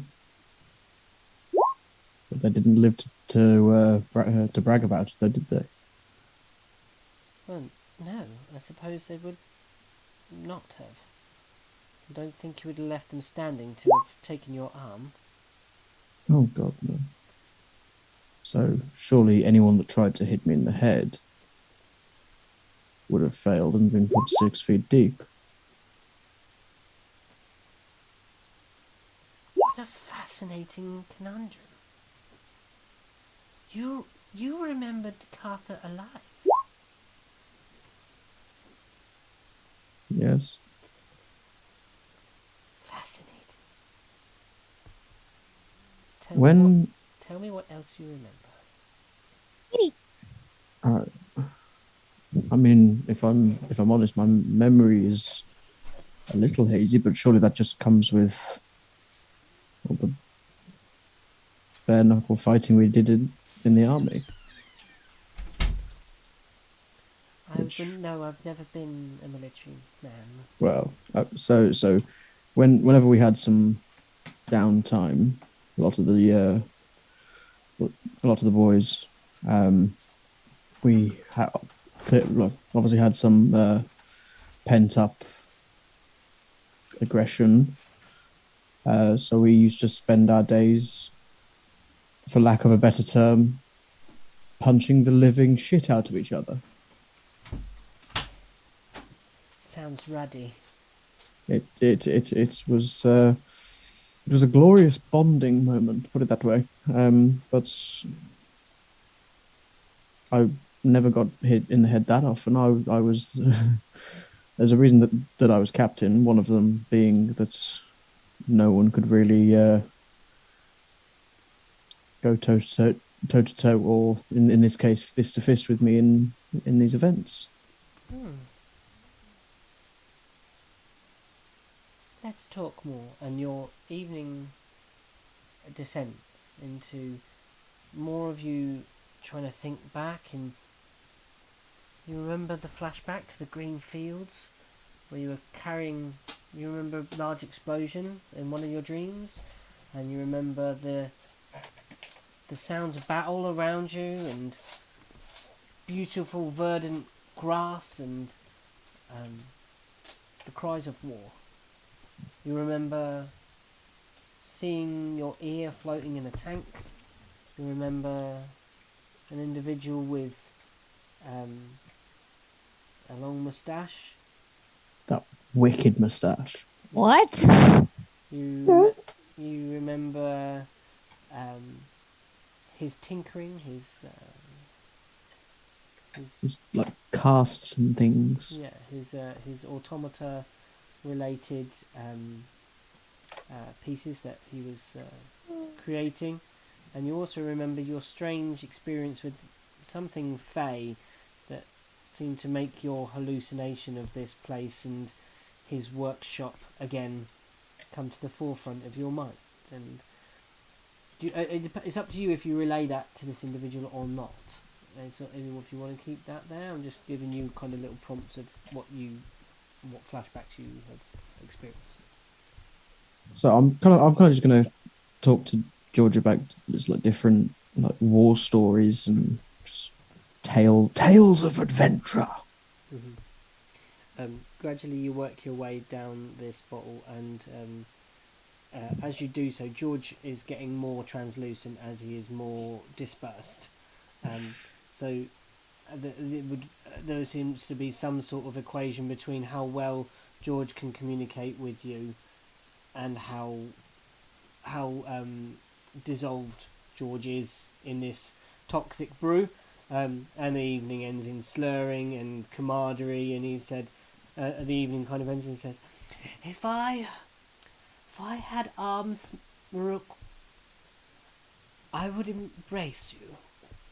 You are a true hero.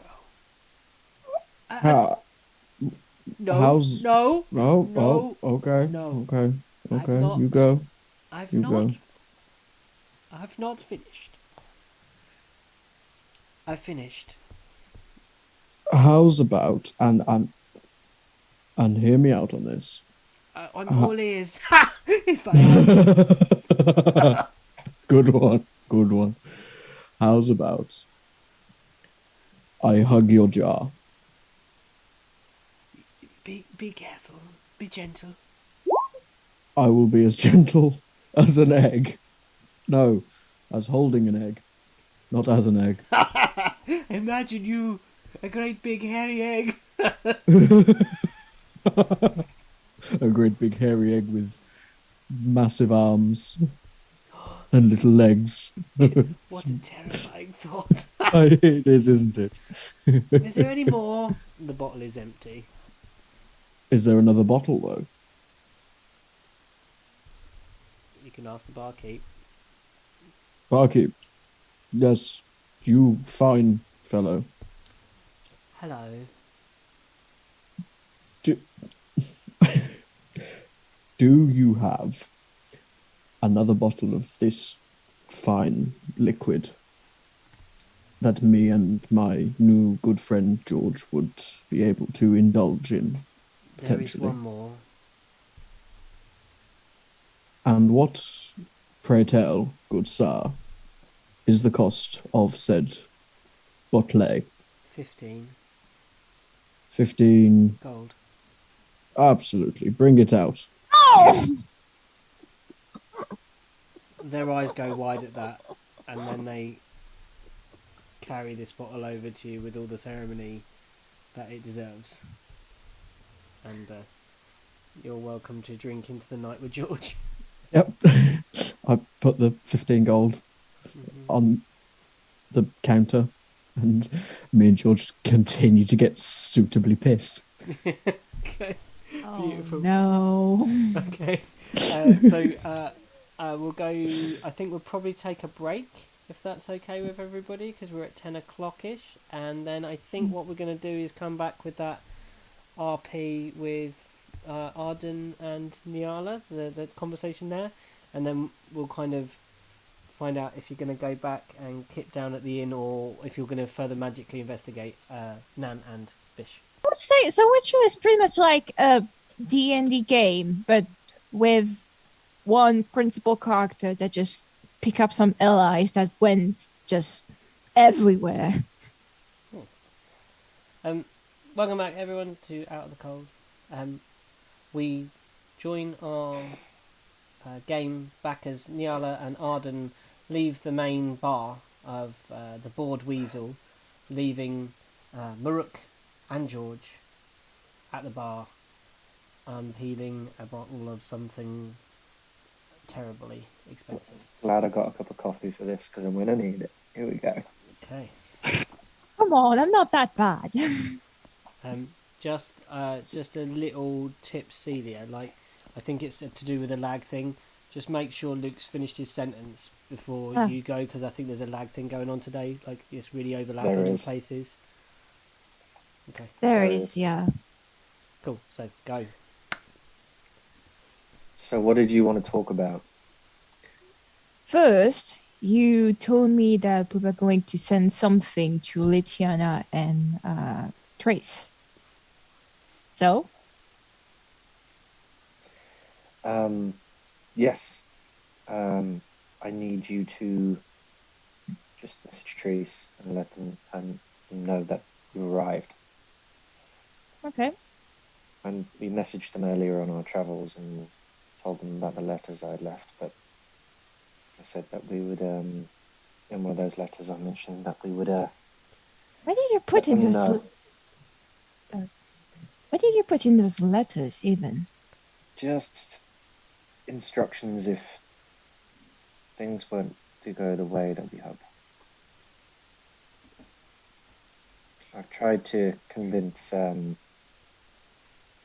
Gretch to accost the Council of Kakanzax into a preparing an evacuation of the city, just in case. If these things are starting to roam more freely in the wastes, then and the numbers are growing, and this has been happening for years, there's thousands of these things out there. This just rubbed me the wrong way. If this Lich is able to organize this, then Kanzax might not stand a chance. So I mean, how old is it? It was barely, it was almost bones, and when I saw it, and look, I don't know what's going on. I haven't got a clue.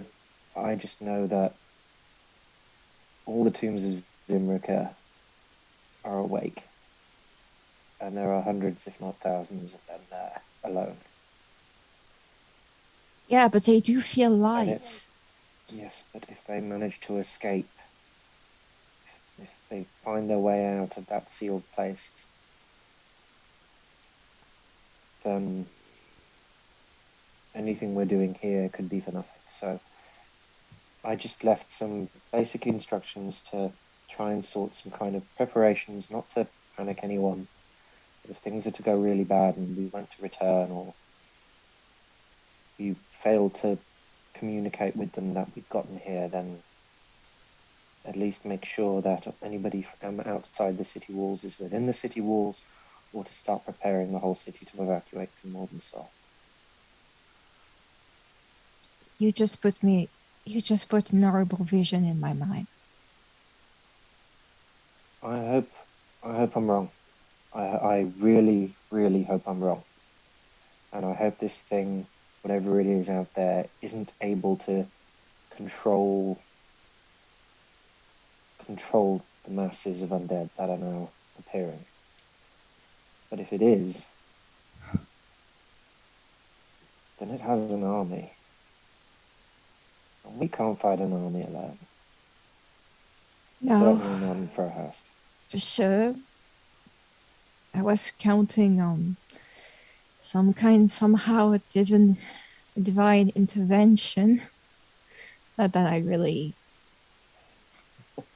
Yeah, well, tried that, didn't work. Yeah, right. So yeah, if you can just send a message to Trees, just to, let them know that Yeah. we're here. Oh. Trees will inform Gretchen. Gretchen can make a decision from that point onwards, depending on. We as long as we stay in contact with them and let them know every so often of our progress, then we should be fine for now. Yeah. I sent another message to Lydiana to say the same thing, and perhaps try to see if she has information. Just maybe follow up on our friend George. I don't know. But I let slip a word. About why he came all the way out here. He must have did something really wrong, because, I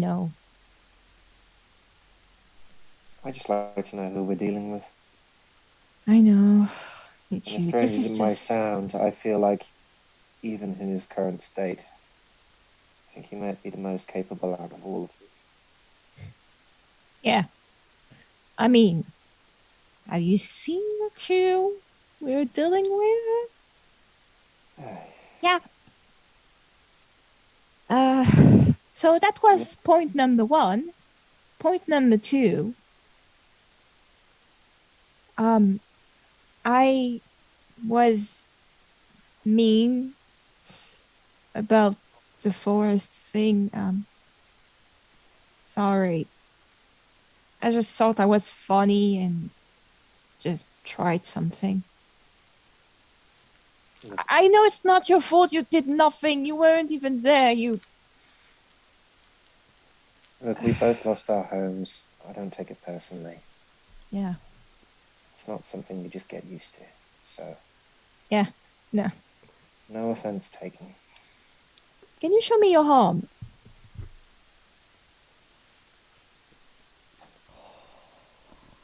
Don't be stupid. That was in your dream. Show me your arm. Why? Because I want to see if it healed well. It Show me. What difference does it make? It's just a scar at this point. Because it matters to me. Why?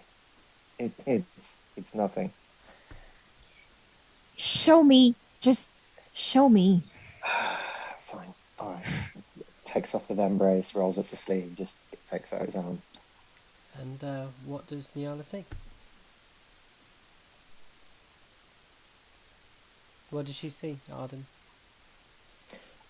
It's very difficult to discern. It is very basically like scar tissue. Well, no. There is like it's not. more like a. Oh, is it not? It's not, is it? If you remember the dream. Well, but I thought that was just then. But has it come back after coming out of that? Because it wasn't how it was before. It's not how it was before. Well, fuck. It's got one fine line along it. But if you remember, Nyala interrupted you. Yep. How the fuck did that happen? How did you do that? I You didn't see do on his anything. arm, there's just basically a small black tattoo of just basically a black hummingbird, the same as what's on the ring that you've got that Arden gave you. Yeah. But there's like a one, like a big One cut fine through it. line. Yeah. Correct. Yeah. So Nia's going to look at it, and she's just Doesn't going make- to look at the ring. It doesn't make sense. I got rid of this. I removed it. How is it back? Is it linked to your family? It's Come on. it's Tell. a memory I. Look, Nyala. it's not that I don't want to tell you. It's that you're safer if you don't know. Nyala, roll a history check. Oh no. Oh, why? Okay, rolling. Oh no. Why do I feel this is going to be bad? Ah. Oh, okay, that's an 8, so I don't think I get anything. Not very familiar with the symbol, even seeing two of them together and knowing it's a family name, a family crest of some sort, still not within your remit, not within your ability to recall anything about further.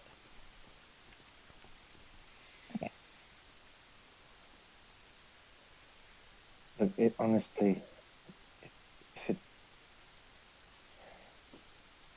if it becomes pertinent, then I will tell you. But Do you really think that with a lich, I will be less safe if you tell me? Come it on. doesn't matter. It doesn't matter here. It makes no difference here. But if we ever make it out of Furhast, you're safer not knowing. Please just trust me.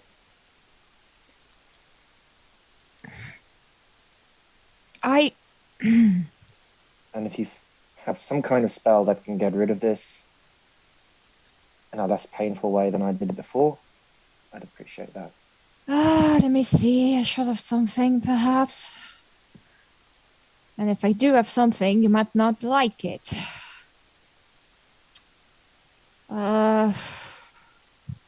Maybe tomorrow I can try. It's ink, right? It's ink in within skin, so set Okay. ink, I guess. Do you know if the ink As far that's as I'm aware, yes. okay? Do you know what maybe the composition of the ink? Because if it's certain inks, I do know this because we were using them on ships, and what's crazy, they do have metal in it, so I might be able to tomorrow do its metal and make it out of your skin. It's going to hurt like a bitch. I don't know. It was a very, very long time ago. I was very young. I don't know. How young? I don't know what they used. I was a child. Arden, you try not to remember those times too hard. You remember the strain upon your body. You remember being so out of breath you felt like your chest would tear asunder as you ran from trained dogs and various other initiations and coming of age rituals that your father put you through. I just roll my sleeve back down and put the vem brace back up. Well, I'll let you think about that and come up with whatever you can. Wait. Wait. What should you play? What's tofu one? Oh my god. What? Why? Sorry. This... What about tofu? What's it one? No, it's not. My mom just wouldn't stop slamming my door because my cat wanted to enter and she couldn't do it herself. Yeah, sorry. So you pull your sleeve back down, Arden? Yeah, pull my sleeve back down, put the vem brace back on. Look, just if you can figure something out, great. We'll come back to it tomorrow, but... Do you trust me? Yes. How much do you trust me? I trust you with my life. I have so far.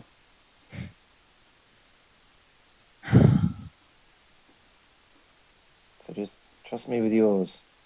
That's why I'm not telling you this. I have nothing to hide. I've got a lot to hide. Exactly.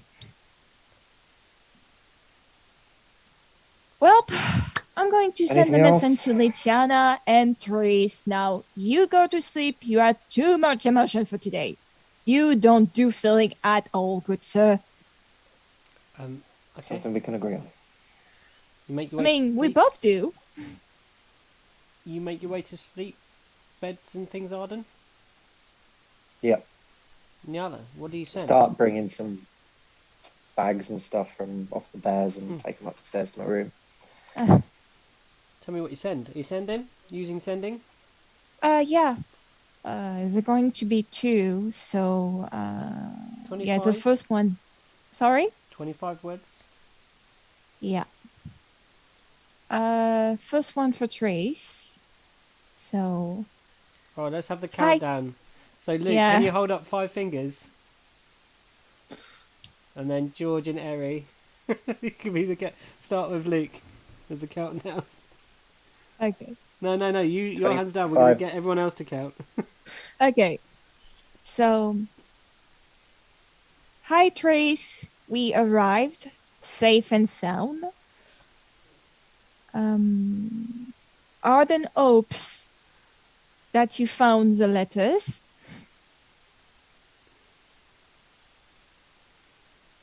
And we'll keep in touch soon.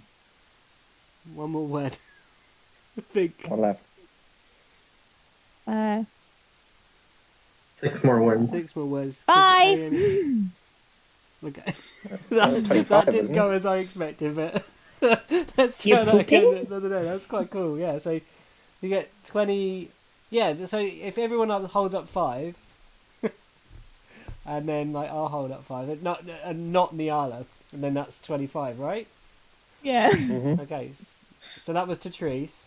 George, Diaz, five fingers. Okay. So Art is going to go Arden, Nan, Rook, Bishop, me. Okay. So this one is for Luciana.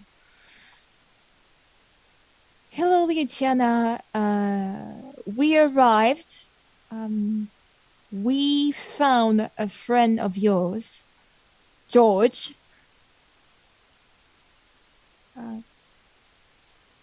We may need more information.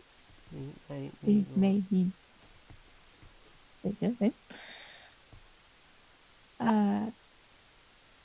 please contact me soon.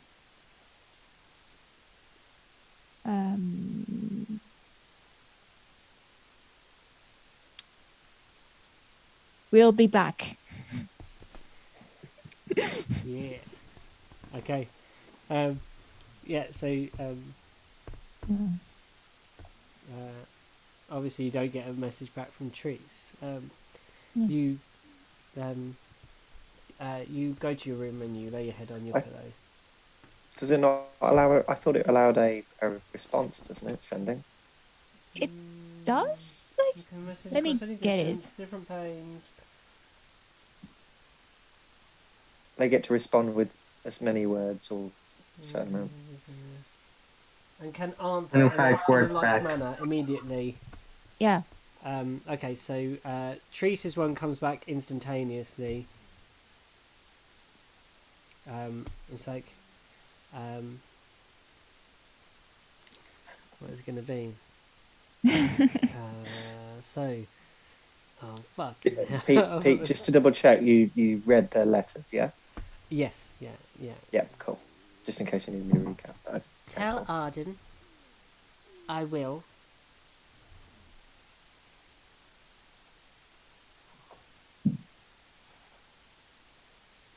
Tell Nan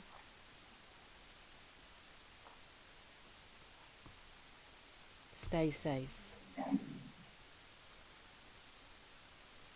The same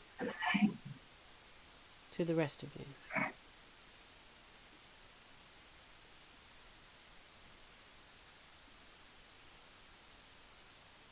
Okay. That was only 14. Hope to see you all back soon. One. And just as you lay your head on your pillow, you hear the booming voice of Litiana, and it's like louder than the other one. The amateur like replying. This is someone who has experience with this, and it's almost like you see them in your mind's eye as they reply, but only say 25 words, and they say unto you,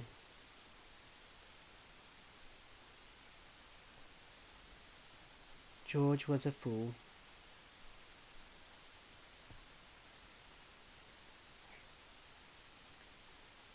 They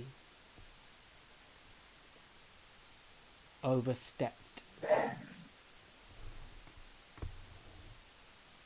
what they could achieve. Harmless.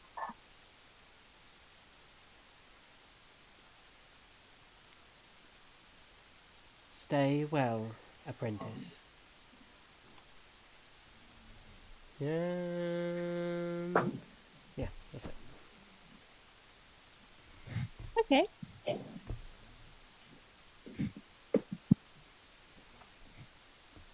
And we're going to rewind time a little bit. You're into the evening. Bishop and Nan sort of 6 o'clock-ish. Hunger's starting to grab at the bellies. And you stand on the edge of town. Ketu comes trotting up to you, whiter than normal, because there's tufts of snow stuck in the fur. Panting slightly from its exertion of digging this trench. What would you like to do?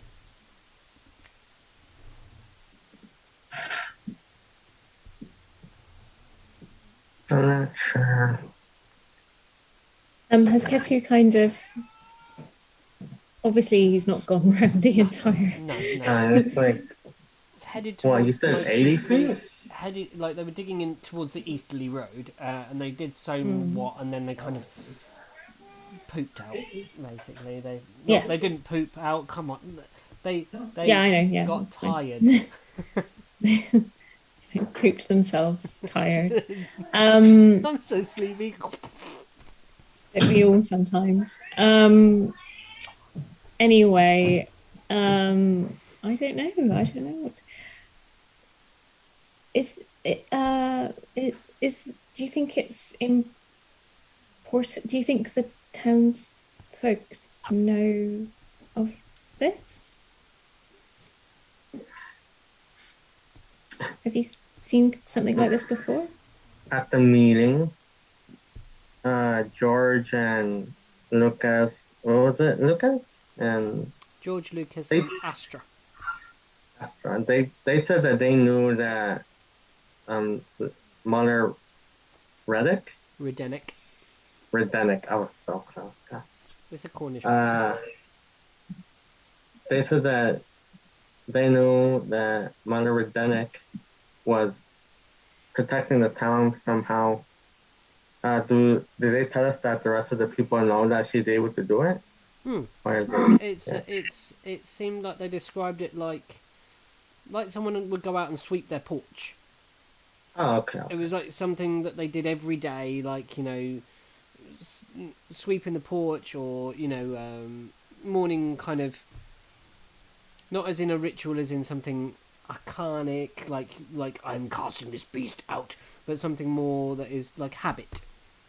Oh, like doing the round, Oh, basically. or like saging a room. Yeah, something possibly like that. Yeah. Sorry, let's get witchy for a moment. What was your second question? Have you seen? Have you seen this kind of thing before? Is this familiar? I don't want to run a game.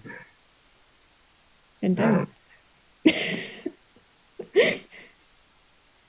Because I think I And know don't. what's about this. I think I know what's about Don't this. do it. Don't do it. If Bishop doesn't know, then don't do it. No, because back in her home, they have. I'm not going to say anything because you guys aren't allowed to know that stuff. I mean, the question here is, would Bishop know that? Everyone knows to some degree. So, here is, what does would that Buffy do? require a history roll or an arcana roll or something like that to determine whether Bishop would know? When you did your arcana roll, you got high. You were at 21. 20. Sorry, 20. It was, and that was, you got a feeling of what it was, but it's something beyond, it's something that you don't know precisely. You kind of got the feeling of a barrier of some sort, but it wasn't something that you have experienced previously, even at your home. It was a different type. There was something different about it. Certainly that feeling of home, that homely feeling you didn't get before. Mm-hmm. I'm sorry, I forgot the question. Can you repeat it? Have you seen this before? Have you Have seen I this? seen this It's before? familiar Or to you. experienced? I experienced something similar, but not something like this. That's different. Is it? I mean, is it bad? Is it? I kind of also look to Ketu when I say, "Is it bad?" I don't believe so. The people here know that whatever this is protecting them. And Ketu just trots into the good area of houses across the line that they've dug.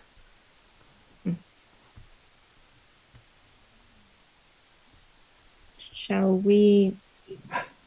So we wanted to come out here. Well, I mean, again, this Nan doesn't really know this. She's just following you, isn't she? But we were just coming out here to have a look. Shall we go back? Is there something else you wanted to check on? No, this was everything I wanted to do. For now. Can we avoid the market square on the way back? Just don't want to see the guy. Are you embarrassed I don't know. that you felt like catching an apple?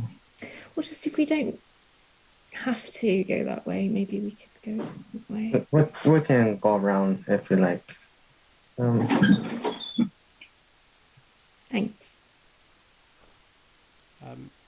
You begin to make your way into town. Where are you heading, folks? Are you doing any more exploring of the town? You've got a few hours of daylight left if you're out and about. You've been told of several places within the town. You know that there's the different roads. You've told that there's Redennik's house. There's the Redennik repair place, and there's Mother Redennik's house. You've been told about as well, and there's the market, and they're the main kind of things that are about this place. Oh, will we have passed Mother Redennik's house if we're going That's next on to that's that? on the other road. That's on the On the other, okay. that's the northwest road. But you can go there. You think you might have time? It's a small town. The Northwest Road. Yeah. So that would be the road with the weasel on it as well? Yes. Yeah. Oh, okay. So it's just further up from the weasel. Indeed. And then, sorry, just to recap, Pete, this road had like houses and just kind of residential areas, but it had like one sort of pocket of, sorry, I'm misremembering, but like good houses and then like not like the very... road heading south, the more southerly road that you're on now. Is that what you're talking about? Yeah. Or am I? No, you're close. So what? There seems to be at the border where Ketu draws the line. Right. Beyond that, the houses are in disrepair and Right. Okay. and kind of like not homes as much as the Right. rest of the place. Okay. What would you like to do? Can we stop by Mother Redennik's house real quick, just to see if she's will answer the door? I think that might be something that the rest of our group would want to.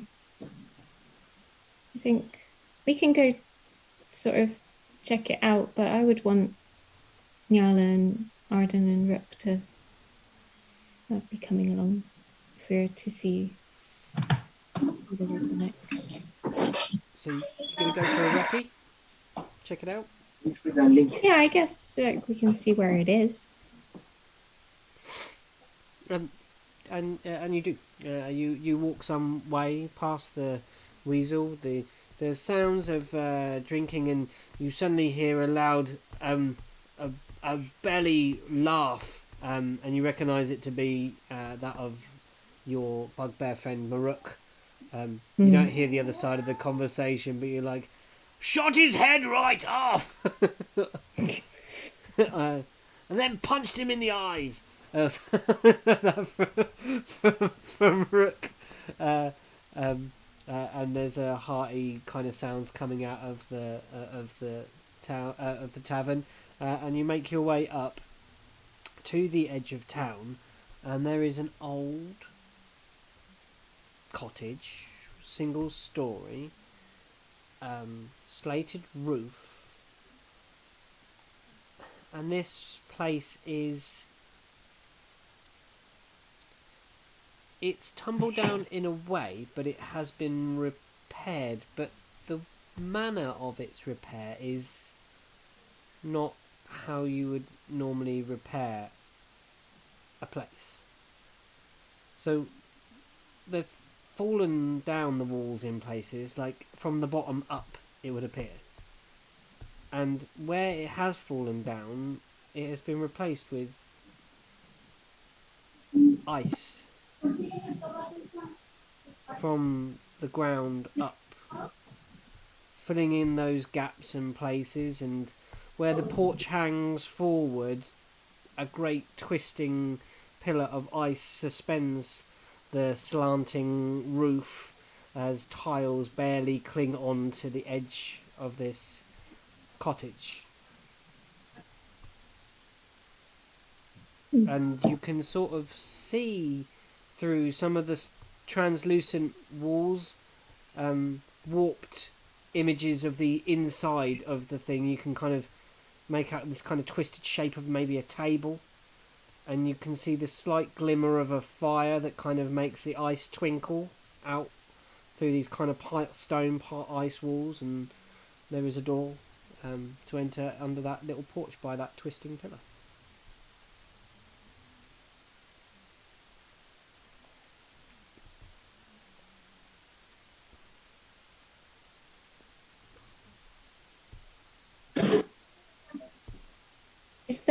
is there something you want to ask the Mother Redennik? Because sorry, am I again misremembering something? We don't have business with other than George, Brain George, not liking Mother Redennik. Is I think Bishop has an innate curiosity as to right. what Okay.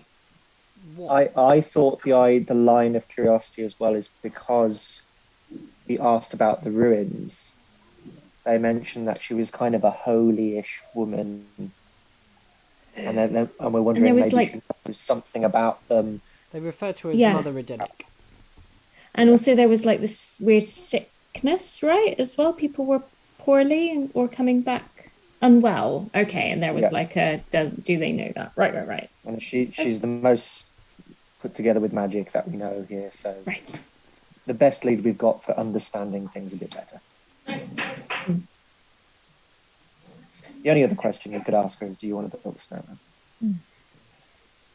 What was your question? There's just a lot of talking, and I just got Sorry. lost. No, I know. Sorry. I think my question was: do you want to ask Mother Redennik something urgently, or shall we wait until the rest of our group is ready and rested? Yeah, but that's more of a private matter, and Do you like me to leave you so you can go in? no, it's probably safer if we wait with the group. I'm just a little worried that they just might make her upset since from what little I read about a group of you, the cat doesn't really understand boundaries. So, You mean the line?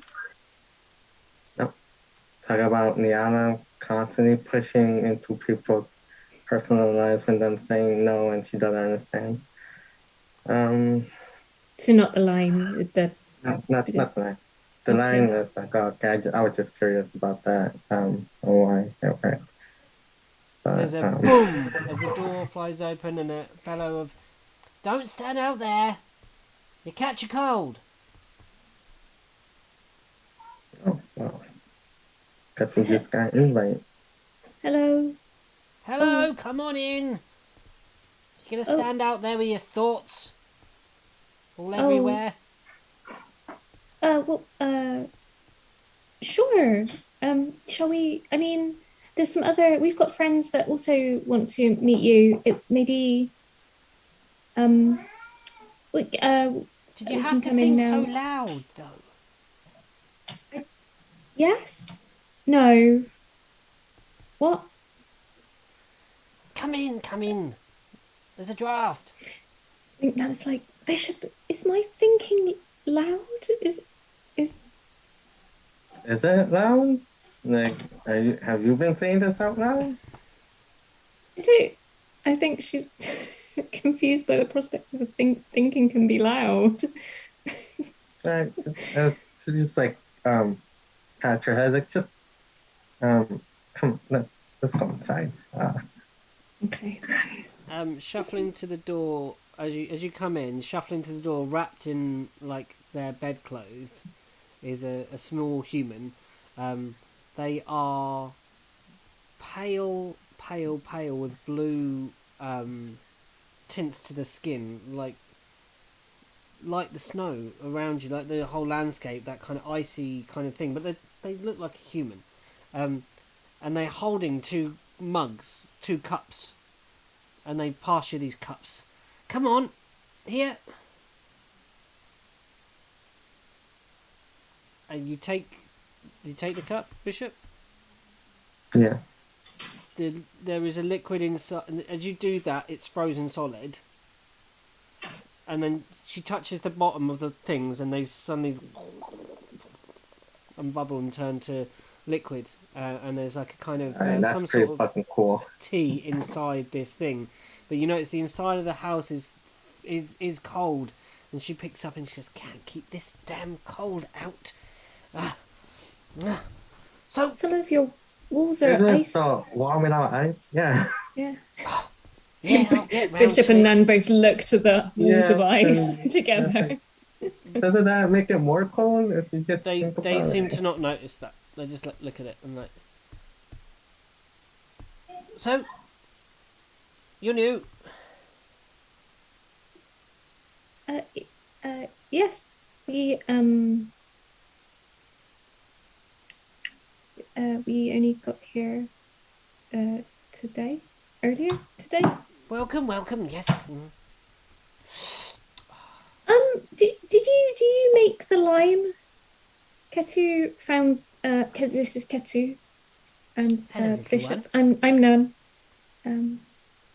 There's Uh, a lime. They look down at The edge Ketu and of go, town. "Hello, little one." Oh. And then look back at you and the line. Around? Yes. Okay.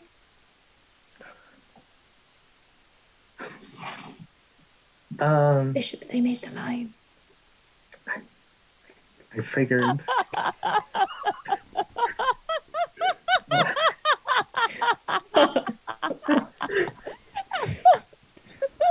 I fucking love Got it. that. I mean, we really sent the A team for investigating today, didn't we? Yep.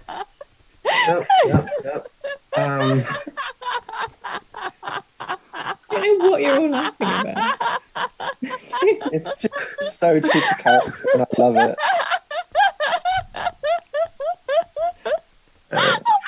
You good? Breathe, You okay? Celia, please breathe. So, where have you come from?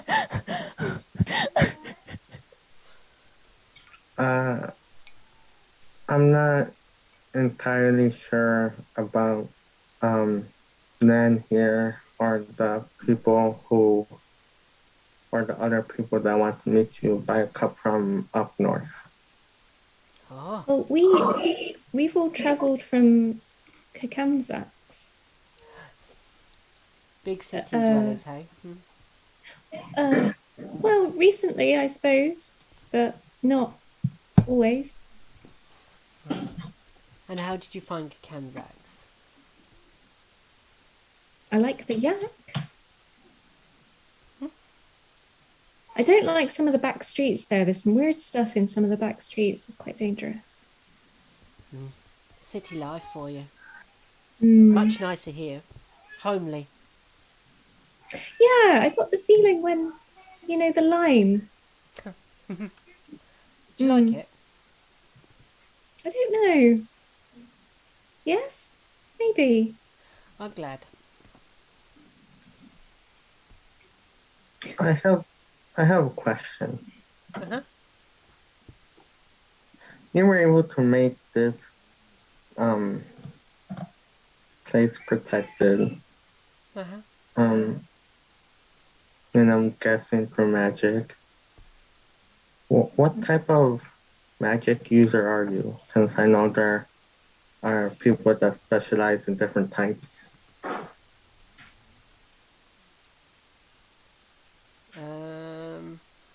They smile.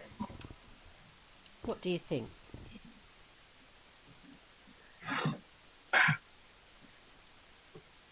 I want to say a divine caster, maybe a cleric or a wizard who specializes in divine magic. I'm not 100% sure. Way off. But how about this? They put their drink down and they kind of put their hands flat to the ground, and you notice that the floor of the place is not paved. It's just earth, Just ground?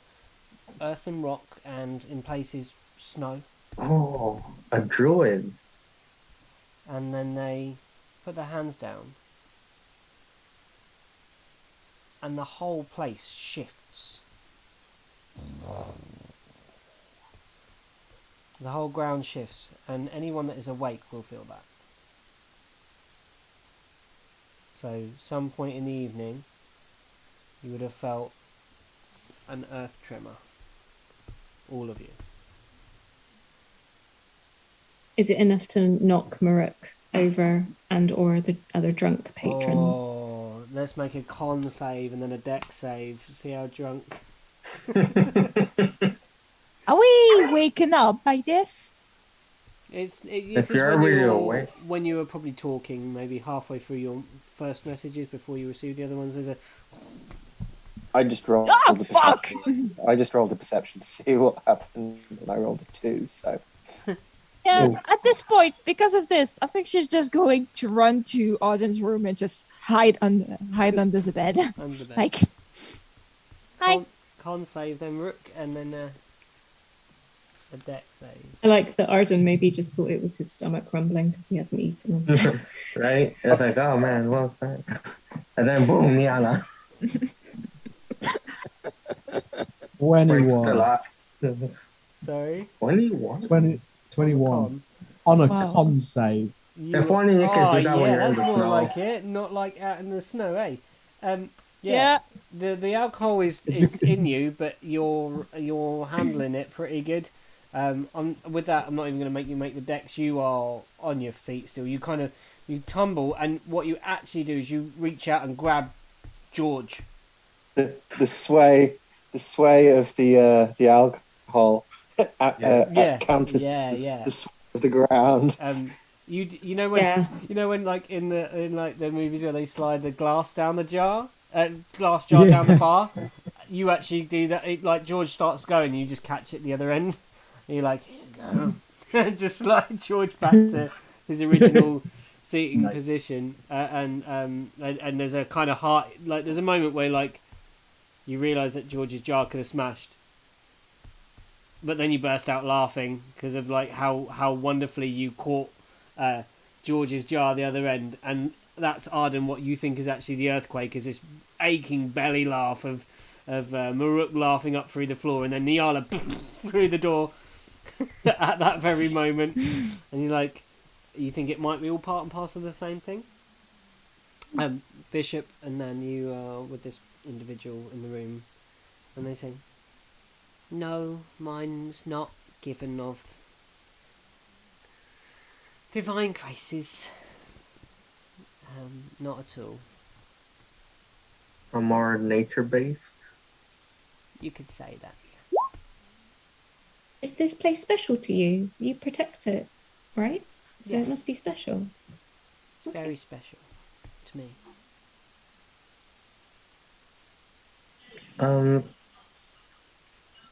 Weird question, but how good are you at healing? I've been known to help those that come here. And have you ever been able to get rid of someone's injury before?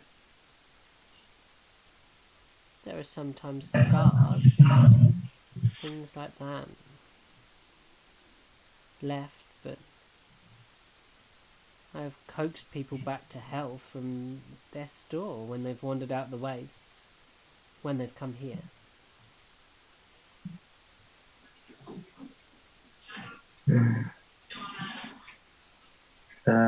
And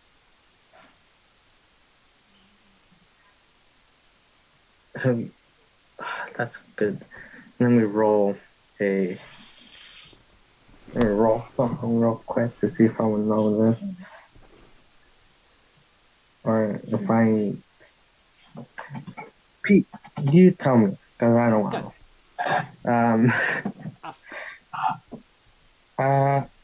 When I know due to if I would the spell regenerate? the spell regen. High level, isn't it? Yeah, I think it's like an 8, 7 or 8. 7.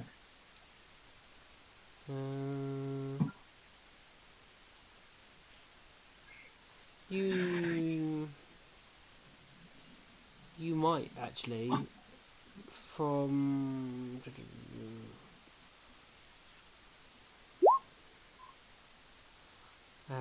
yeah, you might have seen this being done back home after a particularly violent Nasty escapade. incident. Yeah. Yeah. You know of maybe one person that might be able to harness this kind of magic. Power. Yeah.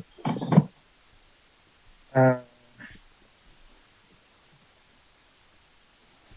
long time ago, I seen someone badly injured.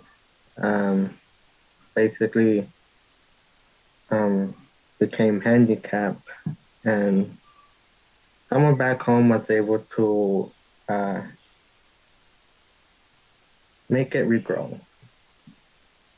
Are you able to do that? I can heal. I can do things over time with people when they come here.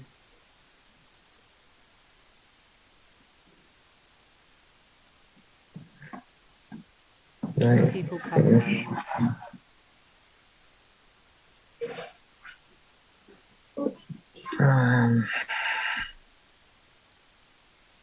So no.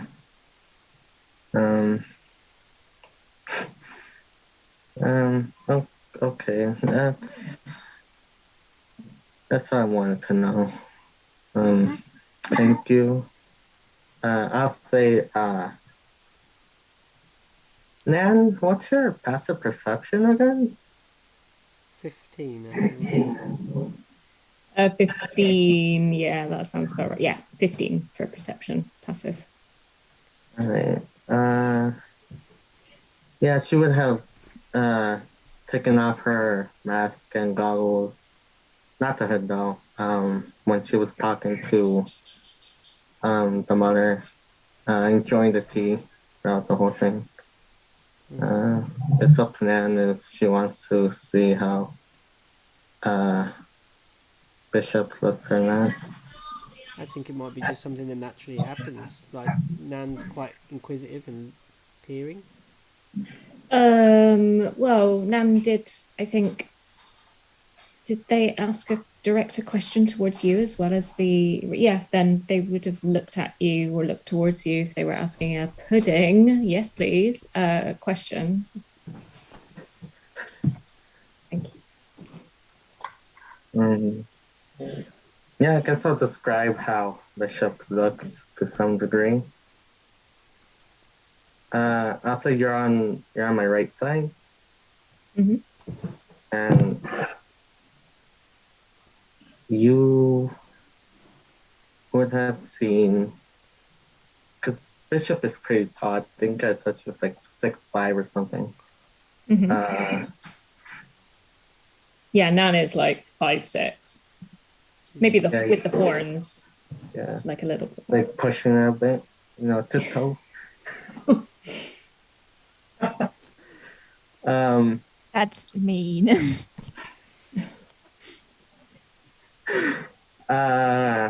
You would have seen, what would they be? Yeah, 3 scars at their neck, just going down like this, a little bit like that. You would, I guess, would see ash on their side of their face. So from here to you don't know how far back, but it seems to just stay there.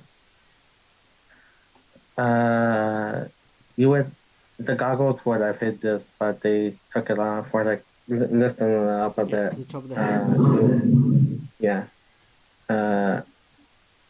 Like these crimson eyes. And Just where their eyes are, not extra eyes.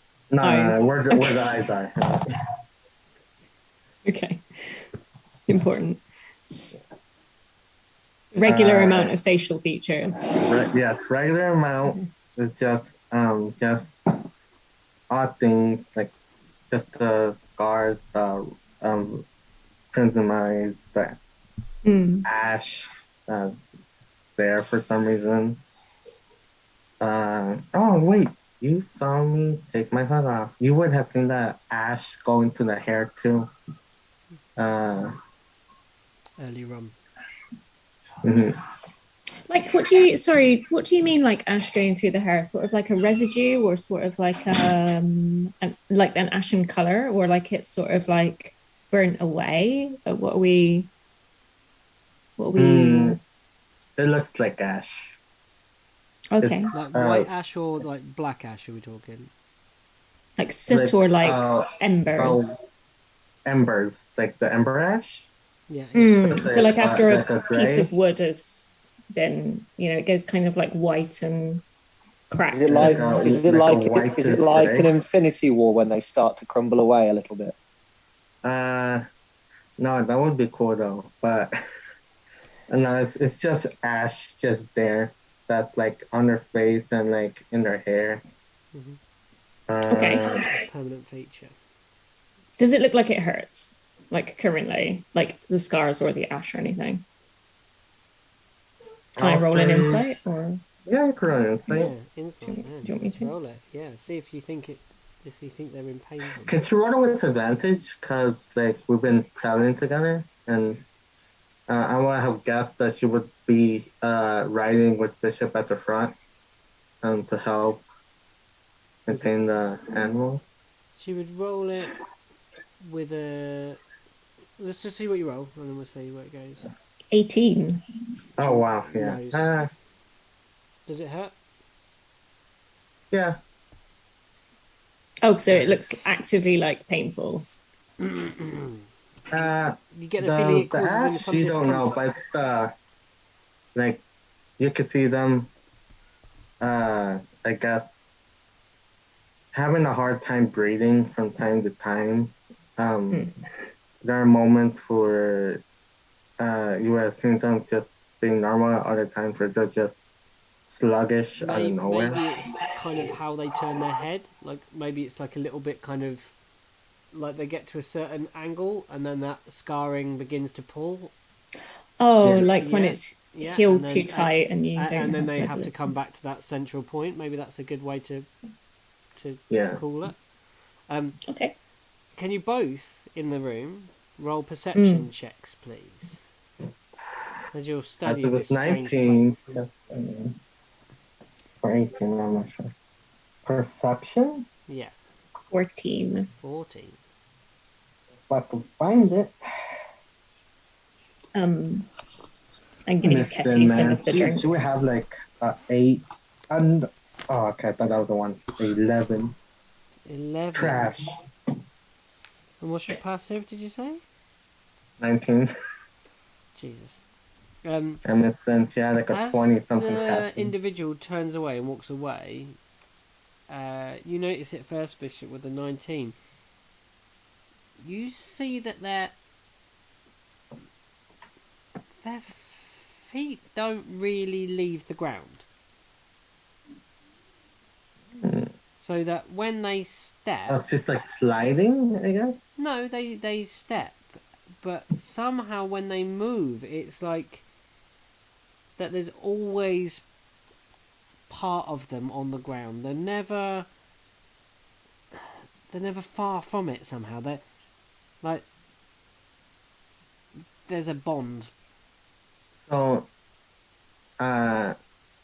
like when she would step, like the ground would go with her, like with. Yeah, possibly. You can't quite make it out. They're quite short compared to you, but it's like when they move and then they sit down and then their feet look like they're on the ground. But as you look closely, Bishop, you see that they're almost like bonded to it. Ooh. Ooh. And That's you dangerous. would get that they walk strangely, and that you think that they don't. Yeah, they keep low to the ground, that kind of feeling, and you think maybe they are. You might even pick up that little bit of bond because you're more of their height, kind of thing, and you would see that they are, yeah, very at one with where they are.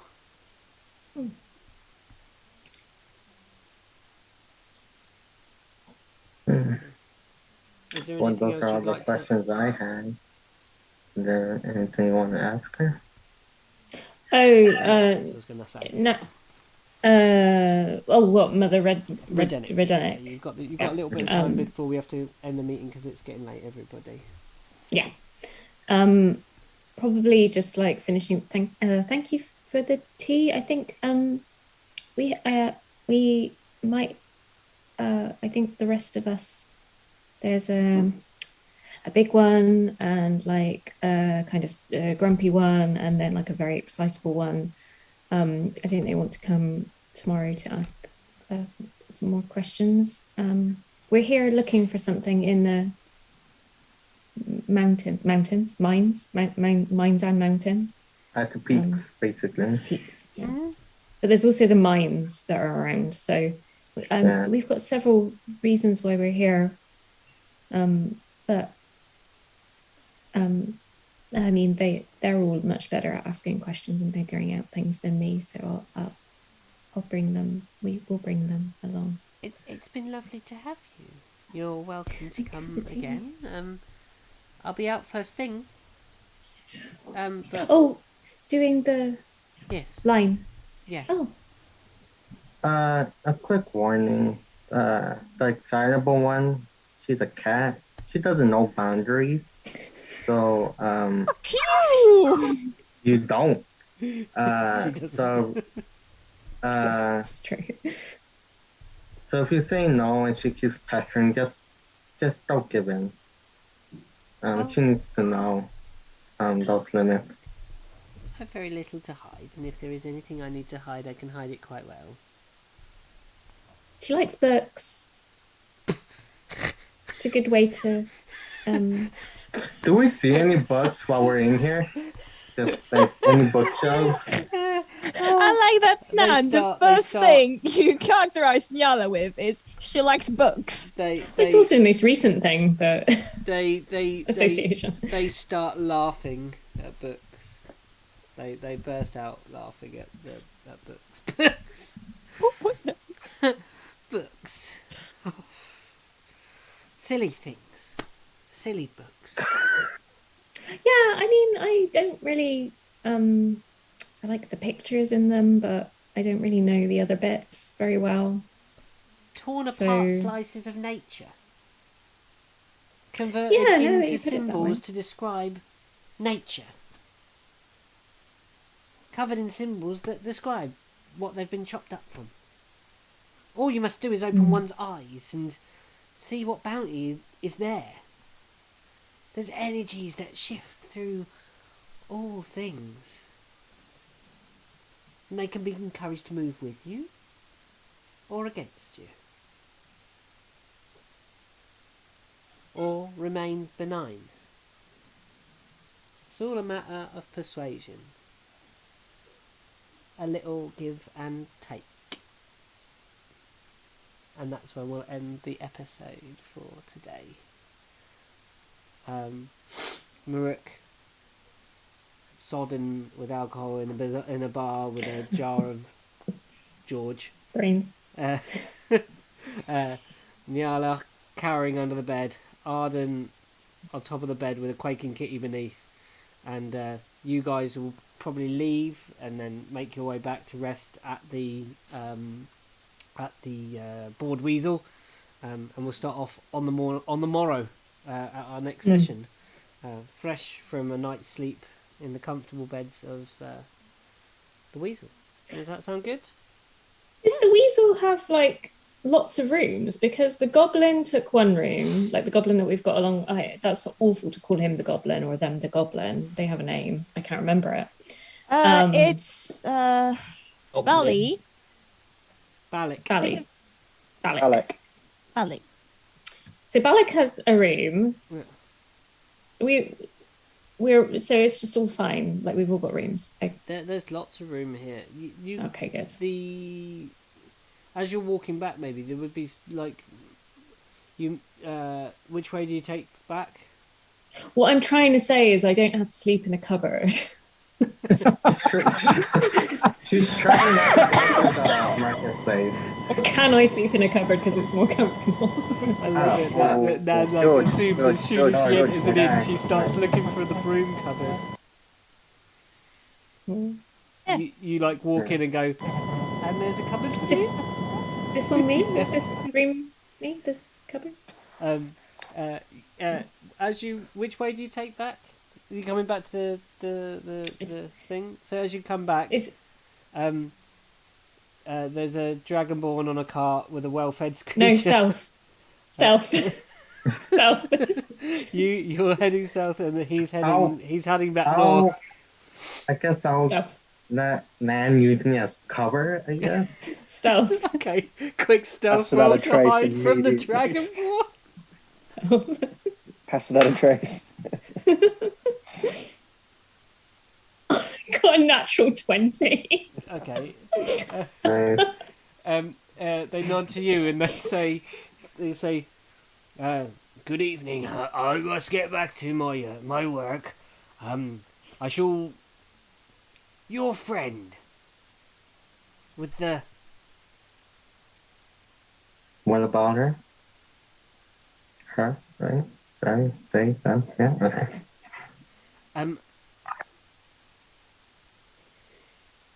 They are right.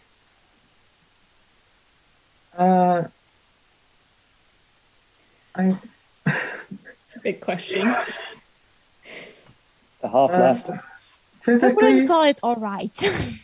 physically, yeah. Mentally, I'll say she's a little embarrassed. Jolly good. Must get back.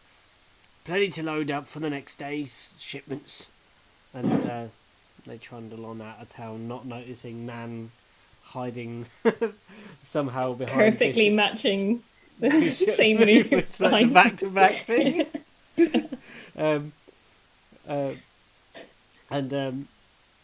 Bishop, you don't know where Nan is. All of a sudden. Yeah, and then they go to your what? What?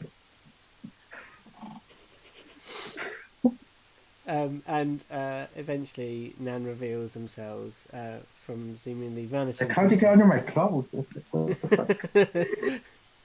Just wait till he's gone. Wait till he's gone. I don't want any more apples. Oh no. Poor baby. Rook with snow and Nan with apples. What's that? Oh, and Arden with No. cheese. Arden in the morning at breakfast will offer Nan an apple. Unknowingly. Roll a wisdom saving throw. So Apple elemental is going to be the next one. On the next Apple, game. apple trauma. Okay. So Arden it's the cheese, Nan it's the apple. We're Rook, just going it's to the create like booze. a party with What is it like, going to food be? phobia. Rook's Like the where snow. everyone's slightly scared of certain product. Or Rook would be maybe mushrooms that he's having a hard time with more than know. booze. Yeah. He has a good Rook time would with embrace booze. mushrooms. Rook would be snow. Rook's Yeah. Oh yeah. It would be No snow. cones. Ice. No He's cones. just he's like he goes to the hotels and he's like, I don't want that bucket of ice. Oh, your poor headphones. Ice cream. It could be ice cream. Yeah. Yeah. Ice cream would work. We just got to work on some phobias for cones. Oh, Niala yeah. and for Bishop now. Well, Bishop would be barbecues, it seems. Sorry. Wow. Whoa. Oh. First of all, not even close, but okay. Whatever. Ayawa. Yeah, as I always. love that. It has been a pleasure playing with you all. Thank you for a wonderful game. Well, it seems like I don't have any food phobia. That's good. And Not yet. We're gonna Probably make a like- fish. Watch. Fish. Surely We're gonna make fish. a fish. No, was the- fish will be more like something she's obsessed with. yeah, but But you ate a humanoid, so maybe like there You was can a eat time and anything.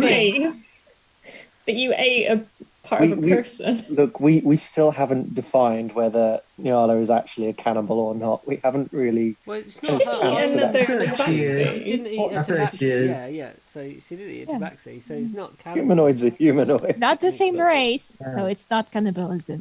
Um, But we haven't really addressed that. It's a sentient We being could. to a degree where Yala, remember when you ate that guy? Yeah, it was tasty. do you remember? No. Do you remember when you ate your son's friend? That's how it should be framed, because it was Ed's mate that she Was could. it Nyala or was it Rook that ate Ed's No, Rick arm? pulled, he's Rick not pulls the traumatized arm from off. getting his arm pulled off. He's getting Rook pulled traumatized. Ed's That arm off. the person he and- calls mum ate Brooke. his friend in front of him. Burke puts his arm off, and Are we the baddies? We are. Feeling that for way. some people, Right. Are we the baddies? It's all a matter of perspective, isn't it? Like, It's all a matter of how many humanoids you eat or don't eat. That's the. it wasn't Ed's arm. It was actually No. one of the bodies that we yeah, cooked it was just some other bodies. in the fire. Like I said, like it's not actually Ed. I You're not cooked. eating your own son. That's fine. Oh god. Because that would be Who ate his weird. arm? Someone ate his arm. When you There's start, definitely a lot of food trauma going on here. Like we clearly. you obviously have issues with our The diet. food trauma. What happened?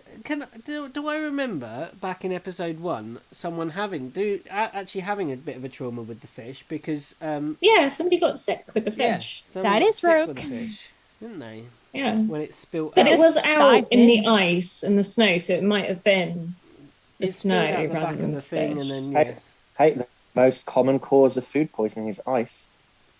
Isn't? Oh yeah, because of contaminated water. Also, can I? Sorry, I know everyone wants to go to sleep, but can I address Okay. something that Luke put in the chat earlier on about like our potential group name? Not the rude stuff that you put in yes. the chat about I was going to say, nipples. hold up. Yeah, I tell him Novus. Was a good one. What's that? It's basically it's Latin for strange weapon. Oh. Strange weapons. So tell him. Wait, in the chat? Yeah. Really early, like back when we 8:58. started. Cool, that was when the brain was functioning at the beginning of the game. Let's get some Latin in there. Novus? Oh! It's a bit good. wanky. All right, George. We'll be like weird adventurers. Would be more fitting. You could say it's Elvish or something like that. I don't know. I like it. Yeah, Yeah, I like it too. Say it's some kind of language that we all know. Well, I like- don't know. I mean, like, so you have the name that you tell the people that hire you, tell them Novus, and then you have the name that you call each other, Bunch of wank. the cannibals, the wankers, the greasy poles, the Oh no! yeah. Um, So you know, yeah, fantastic, everybody. That was Well, I wonder As what you every finally- one of us would be as an improvised weapon. That would be quite funny. But I yeah, kind of 1 year in. thought it was thematic by changing it from improvised to strange all because we are a peculiar, bunch. peculiar No, weapons. I like that as yeah. well. Yeah. I was wondering what each and every one of us would be as an improvised weapon. I mean, for me, you would all be an arm clubs. They would all be Arm. what? for Rook. Clubs. I just swing you around. You'd literally